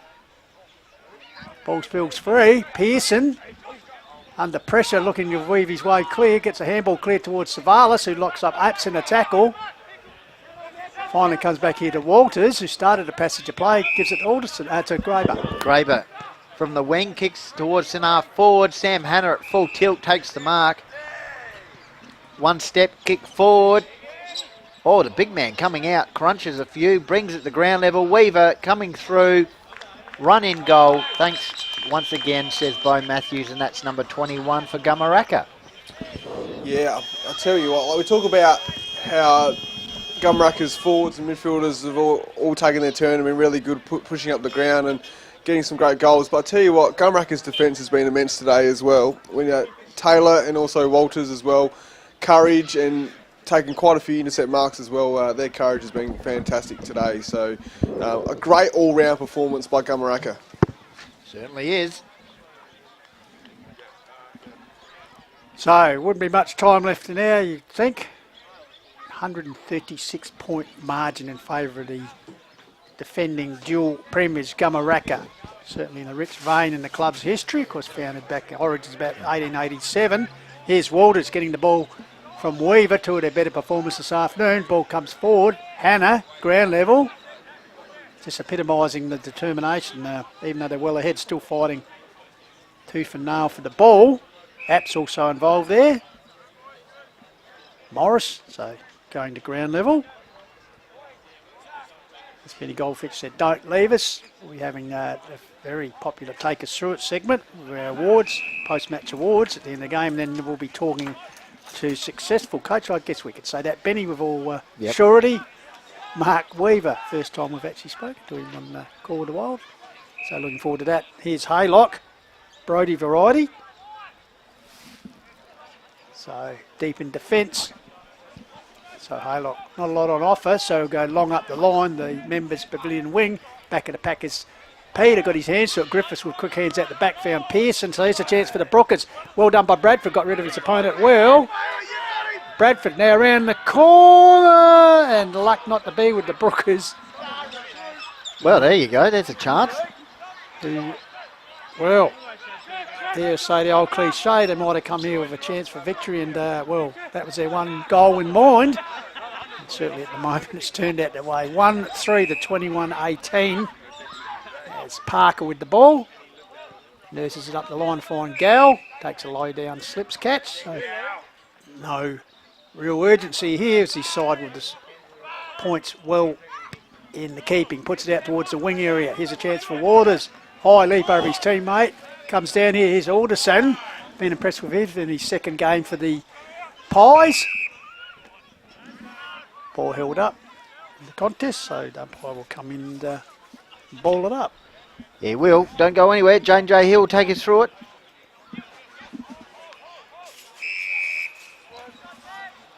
.28-minute mark coming up.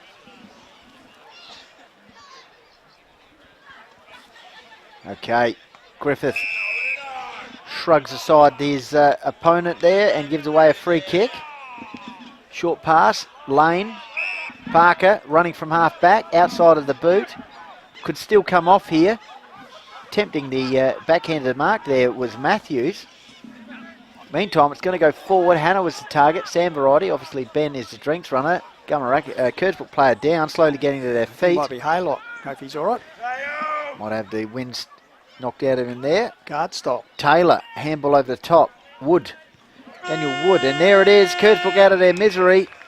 And Gumeracha have certainly delivered an incredible performance here. 21 goals, 18 to Kersbrook, 1 goal, 3. And you'd have to say a bit of a clinic there, Pistols. Didn't expect that result today coming in. No, certainly not. And, well, rather disappointingly, it's been a bit one-sided. It's at quarter time, 3-4 to 1-1, 15-point margin. In second quarter, Gumeracha really put the foot down. They led 6-10 to 1-2. And in the third quarter, in fact, in the last, since half-time, they've kicked 15 goals, obviously, to no goals reply. So very tradesman and authoritative performance here by the defending Premier, Benny. Jane J. Hills heading out there. Just goal kickers, Pistols in the tail of the tape, first quarter and through. Yep. Well, the first quarter was Lane, Graber and Biaggi with the first of his haul for the afternoon. Second term, Hackett and Sam Hannah, who was a stray of his kicking early in the game, but just before half-time he kicked 2 successive goals. In the third quarter, Alderson, Biaggi, Hannah again, Detoe, Alderson again, Hannah, Wynett, Detoe. And in the run home, Biaggi, Graber, Detoe twice, Weaver, Biaggi and Weaver. So, yeah, multiples in the last quarter to a couple of players, and in the end running out convincing winners there. So, what's a 135-point margin if my Scott Creek College of Advanced Education maths is right. So, crushing victory here. And, well, the Gumeracha faith will be more than happy with that result. Benny, as just quickly to go around the grounds with a few Division 1 results that are coming. Mount Lofty 11-13. Perhaps a disappointing effort here in the end by the Dogs. Onkers 5-9. That was 4th and 5th. Lobe 15-10. Have defeated Achunga 12-7.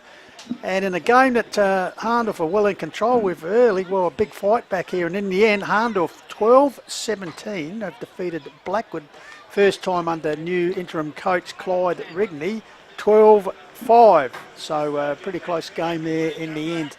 So moving into the position here is our man Jaden J. Hill.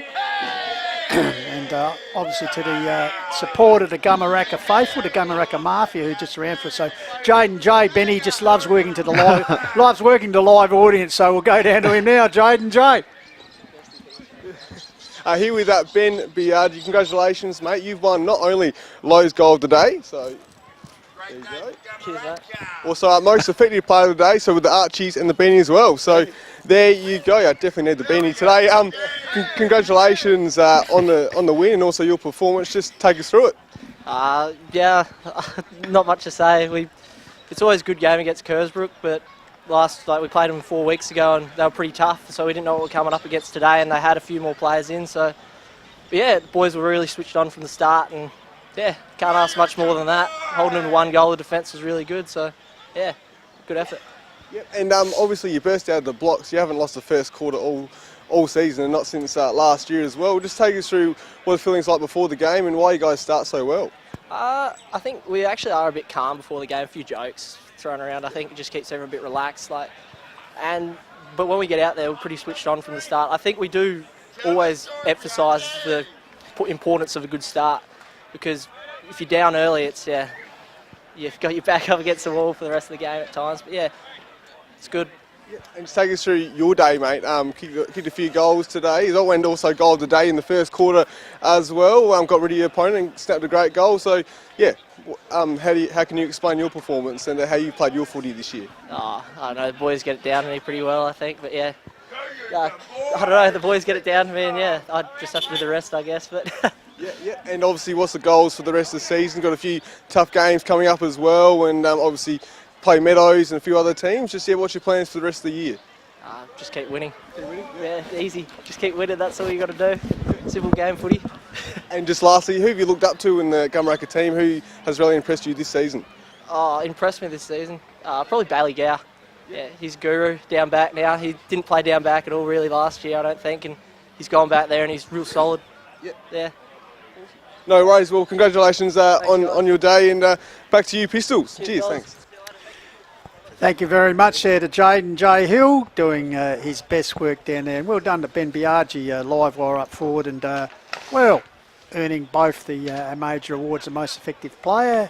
Of course, the iconic Dartfish beanie and the pair of arches, and of course Archie's art support. Thongs look like normal thongs, yet provide important structural support.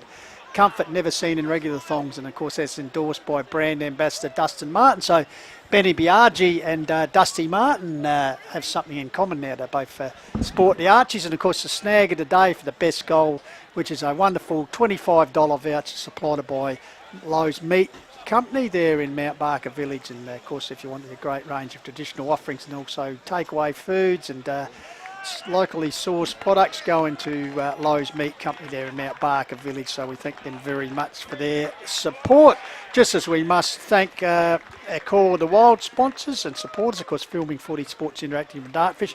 HFL sponsors, of course, Work Locker, Mount Barker, The Courier, Closey Supermarkets, Sports Power, Sharon, Think Road Safety and Sports Centre, and of course the various club sponsors for this afternoon. Of course, for the successful Gumeracha Football Club, we have Hybrid Ag, they're the Oval naming rights sponsor, Jag Commercial, Produce Carton Supplies, Salisbury Locksmiths, GH Haulage and Electel Resources, and for the Kersbrook Football Club, Adelaide Hills Funerals, the Kleeman family, of course, Adelaide Retaining Walls, Mornteen, the Gully, and of course 23. Now, unfortunately, we have a little bit of fun here, Jane, but tonight is the quiz night back at the Kersbrook Football Club. Do you think one of the questions would be who was the leading goal kicker against Gumeracha this afternoon? Could be one of the questions, and unfortunately, not the best day. Who was it, Pistols? But Lockie Peter at the 5:45 in the first term. So. Well, a positive is it's not their lowest ever score against Gumeracha, so that's a been positive. to the brown belt. What have we got? So they're like I said, I said 4 points. 4 points, yeah, correct. That's been a wet day, their lowest. That was in 2022, I believe that was. But Gumeracha, it's their highest margin against Kersbrook as well, and actually since 2010, it's actually their highest score against Kersbrook since 2010 as well. So not only the highest margin, but the highest score there as well, 144. Yeah, we're just looking through, our man Benny Biaggi, and a very worthy recipient. 4 goals, Remy Detot with 4, and Hannah bobbing up with 4, and of course a couple of multiples to Weaver, Alderson, and Cast of Thousands also getting on the individuals. So, and as I said, Lockie Peter getting the job done for Kersbrook. So, well, in the context of the season, and Kersbrook, we've got the Interleague bye coming up, but then Kersbrook actually have a bye in the round following, so they have an extended break, so no doubt plenty of time for them to think about what's transpired here today. So yes, injuries, I know they had Jacob Pearson out, and also Benny Powers was a withdrawal of injury, so but just look, we did see Kersbrook a couple of weeks ago when they took care of Torrens Valley, and they're a far better outfit than they showed today. Mind you, they weren't allowed to be their normal style, were they? No, obviously they've been really good in the last term, Kersbrook as well. They did show some fight in the last term as well, did the Brookers.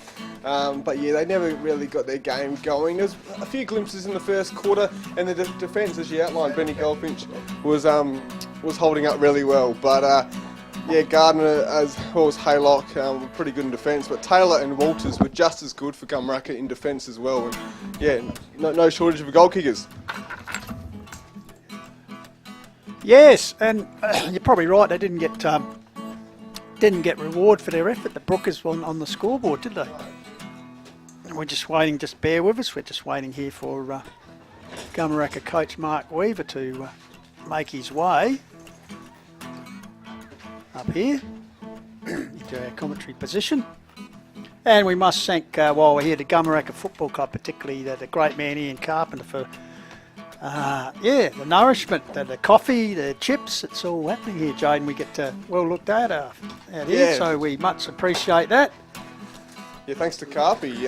Thanks to munching on those chips in the third quarter, and a great coffee as well. Definitely needed that one. So thanks to Carpy and to the Gumeracha canteen. Yeah, absolutely. So a few highlights up there of the game, particularly if you're Gumeracha supporter. Plenty of highlights there, goal kicking highlights. You see Sammy Hanna here. You see multiple medalist now.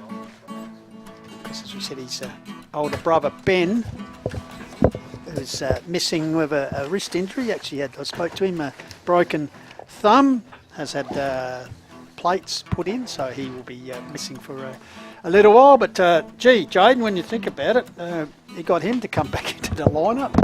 You think he'd get a game? Yeah, I think so. Well, be interesting, but yes. Yeah. So as our man Benny Goldfinch departs, busy man there, Benny, so he's just going to other assignments. So we thank him for his input here this afternoon.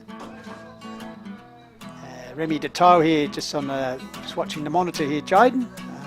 Will take us through some of these, your man Biaggi. This man Alderson, as I said, only his second game for the club this season. Originally played for the club, left and spent some time at Elizabeth, and then he started the season at Angle Vale, and maybe thought the grass is a bit greener. We might ask Mark Weaver about that when he comes, about their ability to recruit very good footballers. Yeah, for sure, and they just slotted in nicely, and like you said, it'll be interesting for Ben Hanna to come back into the lineup, and just it's virtually a player out and a player in. They play their role.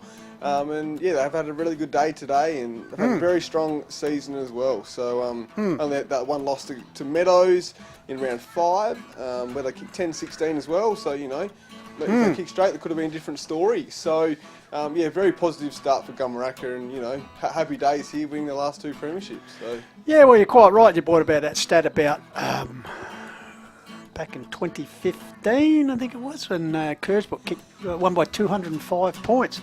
Like they've had a bit of a cakewalk here today, 135 points. So you're talking about another 70-odd points in the overall score margin.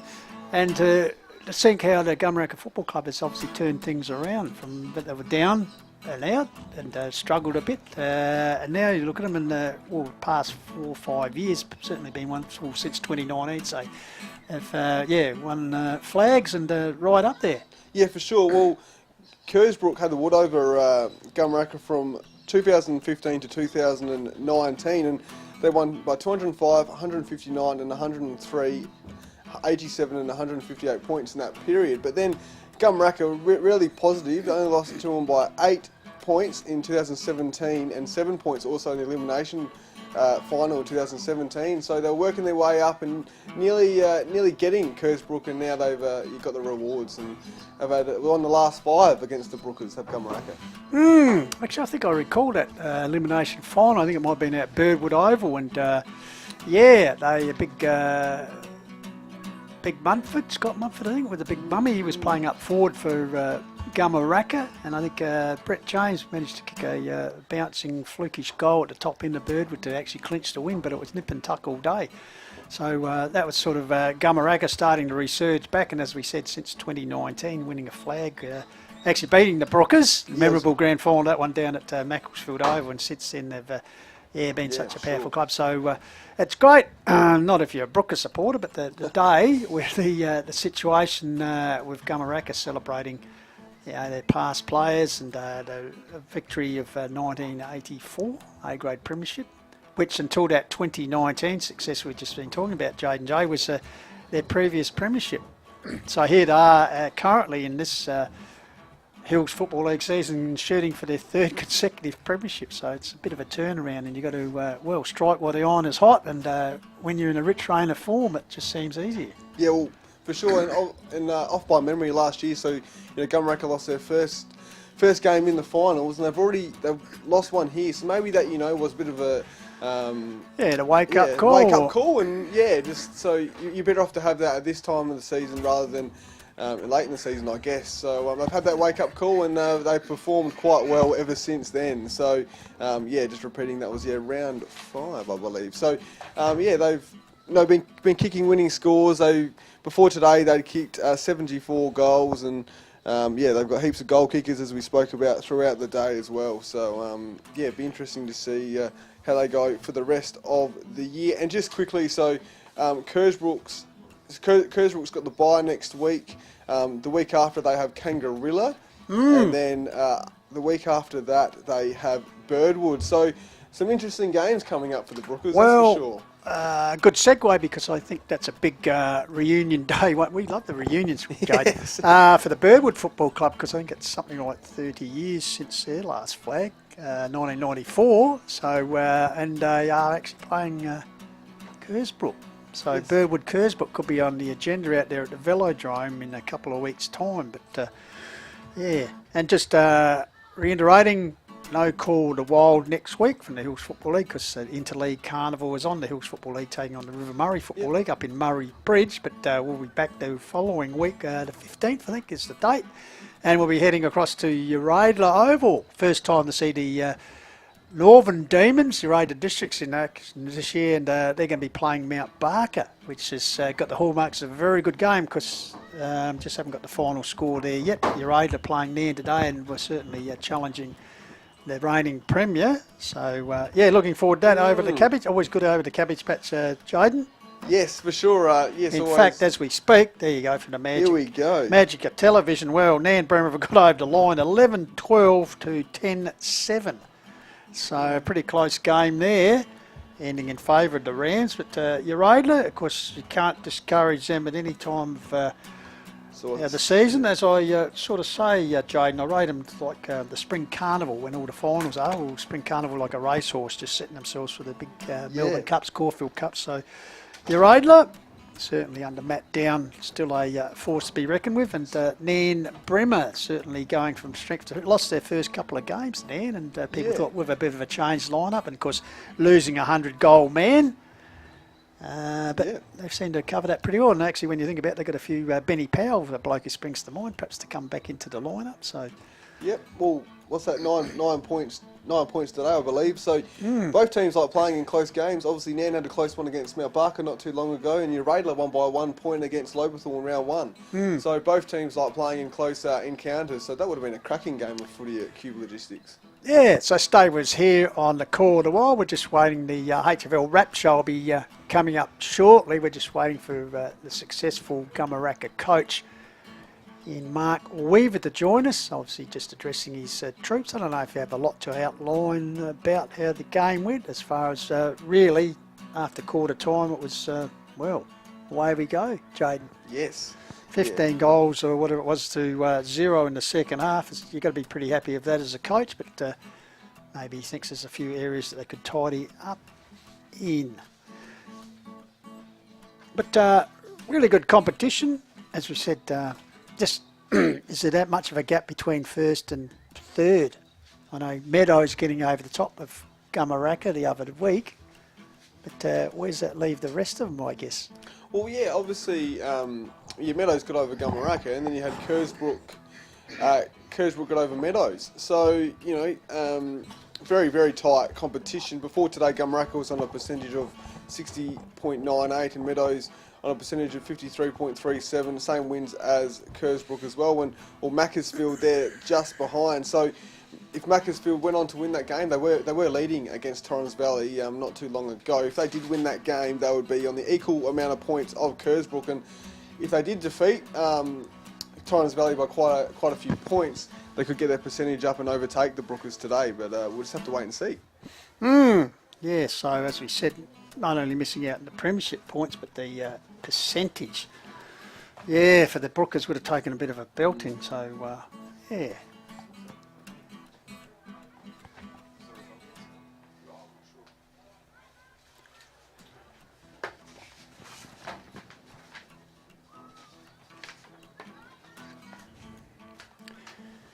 So, continuing to watch a few highlights here. Here's your man Biaggi. This was a clever goal as well. A bit of candy work there. And around the corner. Great to speak to him. Yeah, had a really good game and kicked a really good goal from about 50 metres in the last quarter. That could have been called goal of the day. There was quite a few great goals today. It was very hard to choose. Sam Hanna right in front of us kicked an absolute ripping snag. But yes, there was quite a few, and yes, heaps of goal kickers for Gumeracha today, without question. Yeah, we'll just run them through again because Biaggi with 4, Remy the top with 4, Hannah, very effective, just did what but he ended up with 4. Weaver with 2, and then man Alderson with 2, and then as I said, then a fair few of individuals just pipping in and doing their bit. Just had an all-round team performance today. Yeah, if my maths is correct, I think that's 5 multiple goal kickers there, maybe. So, that's fantastic to see. And obviously, not just the key forwards kicking goals, it's also the midfielders getting up there and hitting the scoreboard as well. So that's great to see from Gumeracha, and Coach Weaver will be very happy with that. And Hackett there, he was a multiple goal kicker as well. Also supplied a bit of a target out there, but they seemed to share their options around pretty well today, didn't they? Yes, yeah, they sure did. So, really strong performance by Gumeracha as well. So, yes, there was actually a lovely sunset out there before as well, and pretty fresh conditions. But so well done to Gumeracha. Yeah, as I said, bear with us. We're just waiting to see if the coach will be joining us.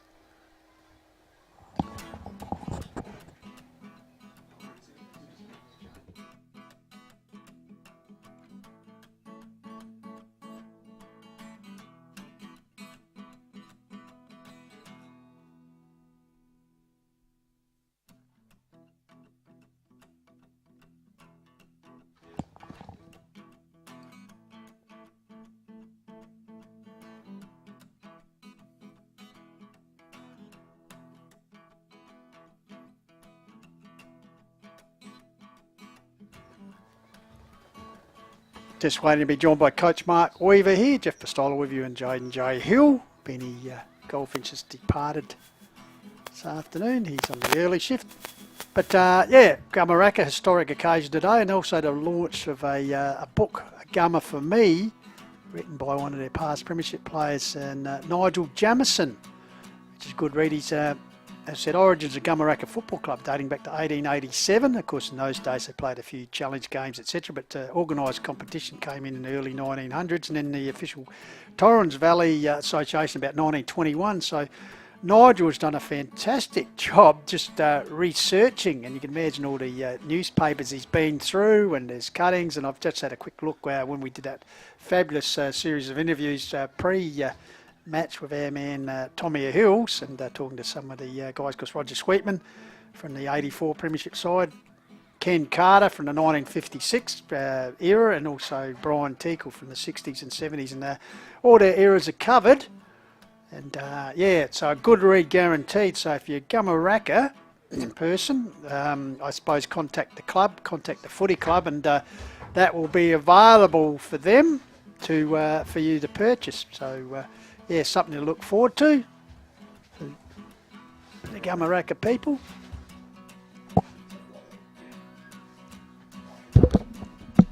So just about to be joined here by a successful coach. Yes, of course, that's all right there, Mark, as he's just got a cleansing hour. I reckon he probably deserved that.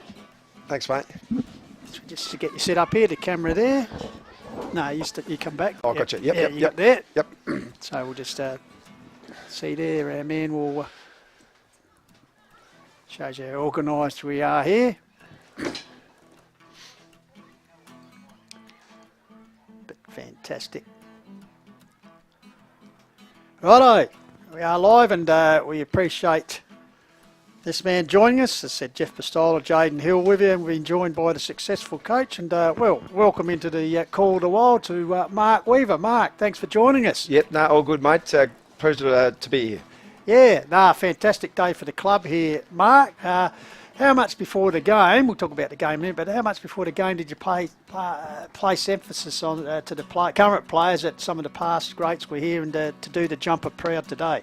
Yeah, no, it was huge, mate. Obviously, it's one of those days that you want to do the club proud. Obviously, all the past players, premiership players from the past. I think today we had a 91-year-old. Yeah, I did actually get the interview in pre-match. Fantastic. Gentleman that rocked up, and just people like that have been around the club for a long time. A lot of good memories for them. It was important that we, played well today, and I feel that our group probably was the best game of footy we played for the year.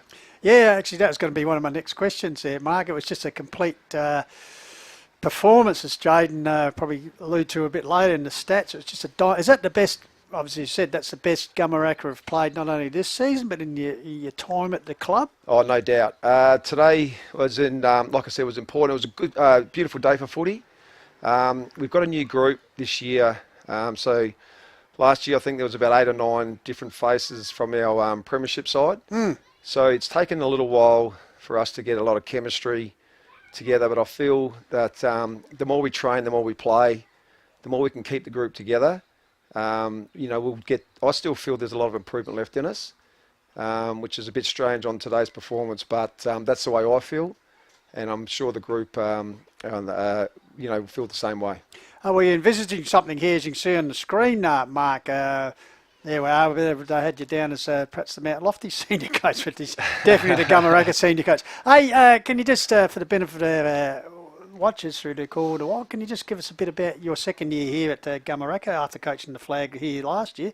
Can you just take us through your previous football background for those people who might be interested? Yeah, no, so it's not a huge story, I suppose, but obviously I started playing footy when I was about 21. I was a motocross boy through my teenage years, and so that took up all my weekends. So once I stopped playing that, footy, sort of came into play. Just a local footy club, Salisbury West Footy Club. 5 years there, went to Paraka senior footy. I was lucky enough to play a grade footy pretty much straight away.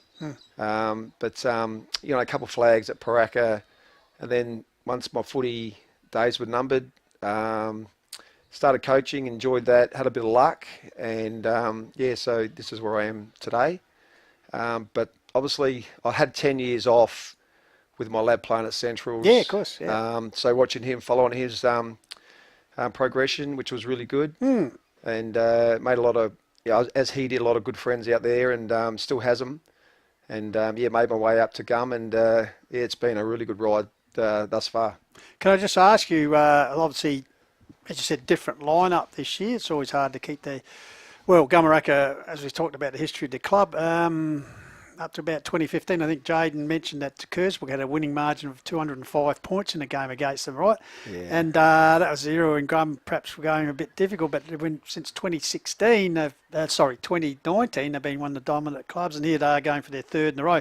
But getting back to this season, as you said, a change in group. Just tell us about a few of the new guys. Jaden Alderson, I think it's only his second game for the club, was a Gum player. I think he was down at Anglevale at the start of the year, and Elizabeth before that. But was he enticed back, or decided the pastures a bit greener up here back home? Or? Yeah, I think it was sort of a case where he wasn't enjoying. Yep. So Anglevale was a hard club, obviously, because of the point system. Yes. He couldn't break into that group, not on talent, but on points, into the A-grade side. So I feel that he went from, obviously, Elizabeth to there with a few mates. Wasn't enjoying playing in the twos, and obviously he's a very good young footballer. Yeah. Who's got a lot of good footy in front of him, and we're stoked to obviously get him up and playing with us.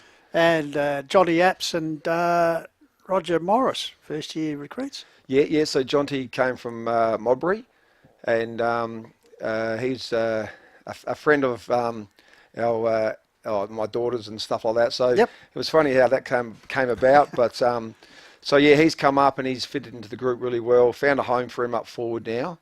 And Roger's come down from Darwin. We was playing in the Premier League up there, So he's just learning his way Nightcliff boy. into this. Yeah, that's correct, yeah. So be appreciating the conditions down here. He tells me all the time how bloody cold it is, and I said, well, you haven't seen nothing yet, mate. It's actually, the sun's still out. Yeah, but, we'll see you in July. yeah, exactly. But no, he's enjoying himself too with his wife and 2 young kids. Fantastic. So it's good that not just he's fitted in, but his family as well. Yeah, and Mark, obviously you haven't lost a first quarter at all this season, and not since the qualifying final last year. So, what does that come down to? Very dominant in the first passages of play. Yeah, well, we do a lot of training through the week, preparing for our games. So, me as a coach, I don't give the boys a lot on game day. So all the work's done during the week. I feel that our attitude and our effort week in, week out's been really good and a high standard. And I feel that the preparation that we're doing at the moment is working, and it's all player driven. Yep. So definitely all player driven, and those boys are doing a good job. Yeah, for sure. And you had over 20 inside 50s for the first 3 quarters as well. You got plenty of midfielders going forward, and your great link-up play. Who are the players that have really impressed you forward of the ball? Yeah, forward of the footy. So guys like Jeremy Hackett, Michael Walters, Ezra Lane, that have come into Ezra's come into our A-grade side this year. Didn't play at all in the A's last year, so big unit. Still a young kid, but learning his craft as a ruckman / forward. So just competing for us up there, doing all the little things, keeping the ball in the area, rucking well, getting the ball to ground, not getting outmarked. They're the things that we expect our big guys to be doing, and they're doing it really well at the moment. Fantastic. Well, I know it's still early in the season, but you're probably sitting in top spot, probably where you wanted to be. Just what's the plans for the remainder of the season? I've obviously retained that, but as far as a coach, is there a period where you sort of lack off on them a bit? Because obviously it's a long season. Bearing in mind last year, I think, Mark, you went through the minor rounds undefeated and obviously lost that opening final, but a little bit different this year for you. Yeah, no, definitely. I can guarantee you I won't be lightening off on them. And if anything, we'll be picking it up a little bit. Especially our next fortnight, we've got 2 buys. Yes, so we've got the 2 weeks off. Yeah. So it's important that we keep training and training hard. And I still feel that we probably not at our best fitness base at the moment. So that'll be in the next, I guess, 4 to 6 weeks. Working hard on that, and then hopefully give ourselves an opportunity later in the year to emulate what we did last year. And when you talk about fitness, I suppose a major benefit, although you obviously love to have him out there, but your co-captain at the moment, one of the prime movers, of course, out with a broken wrist for a while. He tells me he's not a very good watcher of football, which you probably learnt today, having him next year. But Benny Hanna, that'll be a bonus in the run into the finals to get him back. Yeah, no, it'll be huge, mate. And you're right, he's not the best guy to have set next to you on the bench, but obviously his knowledge of the game, his understanding of the football that we play and how we want to play it, and he's the kind of guy that's such a competitor that his willingness to win just it rubs off on everyone else, and so he's been huge for us, obviously, for the club over his journey, and we look forward to getting him back, probably 4 or 5 weeks' time. Fantastic. All right, Mark, we appreciate you giving us a bit of your time as we just go a few the around the ground results. As you can see, the game here, 21-18, defeated Kersbrook 1-3, the Magpies. Other game, Macclesfield 15-19, got the chocolates against Torrens Valley 9-10. It just shows you how each season can be different. Well, Torrens Valley making the finals last year. Zip 6 now, or 7 is it, for them? So a long way back for them. But, you played them and they were quite competitive. Yeah, they were, mate. And I guess up until today, like the competition, I feel, has improved. And it's very even throughout, on any given day. I feel that, anyone can win if you bring your best footy. And, the results sort of show that. And a lot of the clubs this year have 8 to 10 changes in from last year. So it's a case of learning, who's damaging, who's not for the opposition. But then also on the flip side of that, trying to get your group in the best shape and form as well. So. And we'll look at the Division 1 results from today. And Loberthal, the Tigers back on the winning list, 15-10, defeated the Chunga Demons 12-7. Mount Lofty, a pretty big win there, Jaden, because it was 4th versus 5th. Perhaps unexpected, the margin in 11-13 to 5-9. Very good game of football, and as I said, we'll be covering Urada in the next Call of the Wild in a fortnight's time. Nan Bremer 11-12 defeated Urada 10-7, and in a real thriller because Harndorf probably favoured to win well. Black with a change of coach during the week with Kieran Spawn, unfortunately, having to step down through health issues, but Clyde Rigney certainly change of coach usually brings change in outlook for some of the players, and that's not detrimental towards the previous coach. But Harndorf getting the chocolates 12-17 to 12-5, and of course Mount Barker having the bye. So that was the wrap of round 8 here in the Hills Football League competition. So as always, we've got to thank our major supporters, of course, Filming Footy, Sports Interactive and Dartfish, and of course HFL sponsors Worklocker Mount Barker, The Courier, Closey Supermarket, Sports Power, Sharon, Think Road Safety and Sports Centre, of course, the particular club sponsors, and of course, Mark, you'd know all about this, a good community club, Gumeracha, but they need their sponsors. So Hybrid Ag, who are the naming rights sponsors, Jag Commercial, Produce Carton Supplies, Salisbury Locksmiths, GH Haulage, Electel Resources, and for the Kersbrook Football Club, Adelaide Hills Funerals, of course, the Kleeman family, Adelaide Retaining Walls, Mornteen, the Gully, and 23. And also we've got to mention the umpires because we always like them markers, give them a bit of a plug, but their supporters this year, of course, being Mount Pleasant Butchers, the Sterling Hotel, Mortgage Choice, Apparel and Sports Power. And here you are, we're innovative on the Call of the Wild mark. The umpires on the stream games are using the sponsors' flags, so they are the cherry, so that's what they wave when there's a goal kicked on the Call of the Wild game, so we thank them all for that. Now, as we said, next week we're taking a break with the Interleague, so we'll be back on June the 15th, Jaden. Yep. As we mentioned, we will be at Urada over the Cabbage Patch for the game between Urada Districts and Mount Barker, so looking forward to that. There'll be a pretty good game. Yeah, it should be a good one, yeah, for sure. So thank you for your good work, Jaden, and as we said, Benny's off. We've got to thank our man Tommy for all he does and some good work. That'll be put up especially on YouTube, some of the interviews we did with some of the legends of the club, Mark, so they're well worth looking at, and plus this interview with another legend of the club already. Yourself, you've been here 1.5 years and already stamped your status in the club. But thanks to you, Jane, for what you've done, and Benny, pistols. And also to young Hudson Martlew on the top, bringing you the picture. So that wraps us up here from Gumeracha, and it's been an emphatic victory for the Magpies. Final score 21-18 to 1-3. Yes, that's correct. So crushing win. And a happy coach here, and thank you for joining us, Mark Weaver. So until we talk again on the Call of the Wild, it's Jeff Pistola signing off. And as we always say, Jaden, keep chasing your goals. See you next time.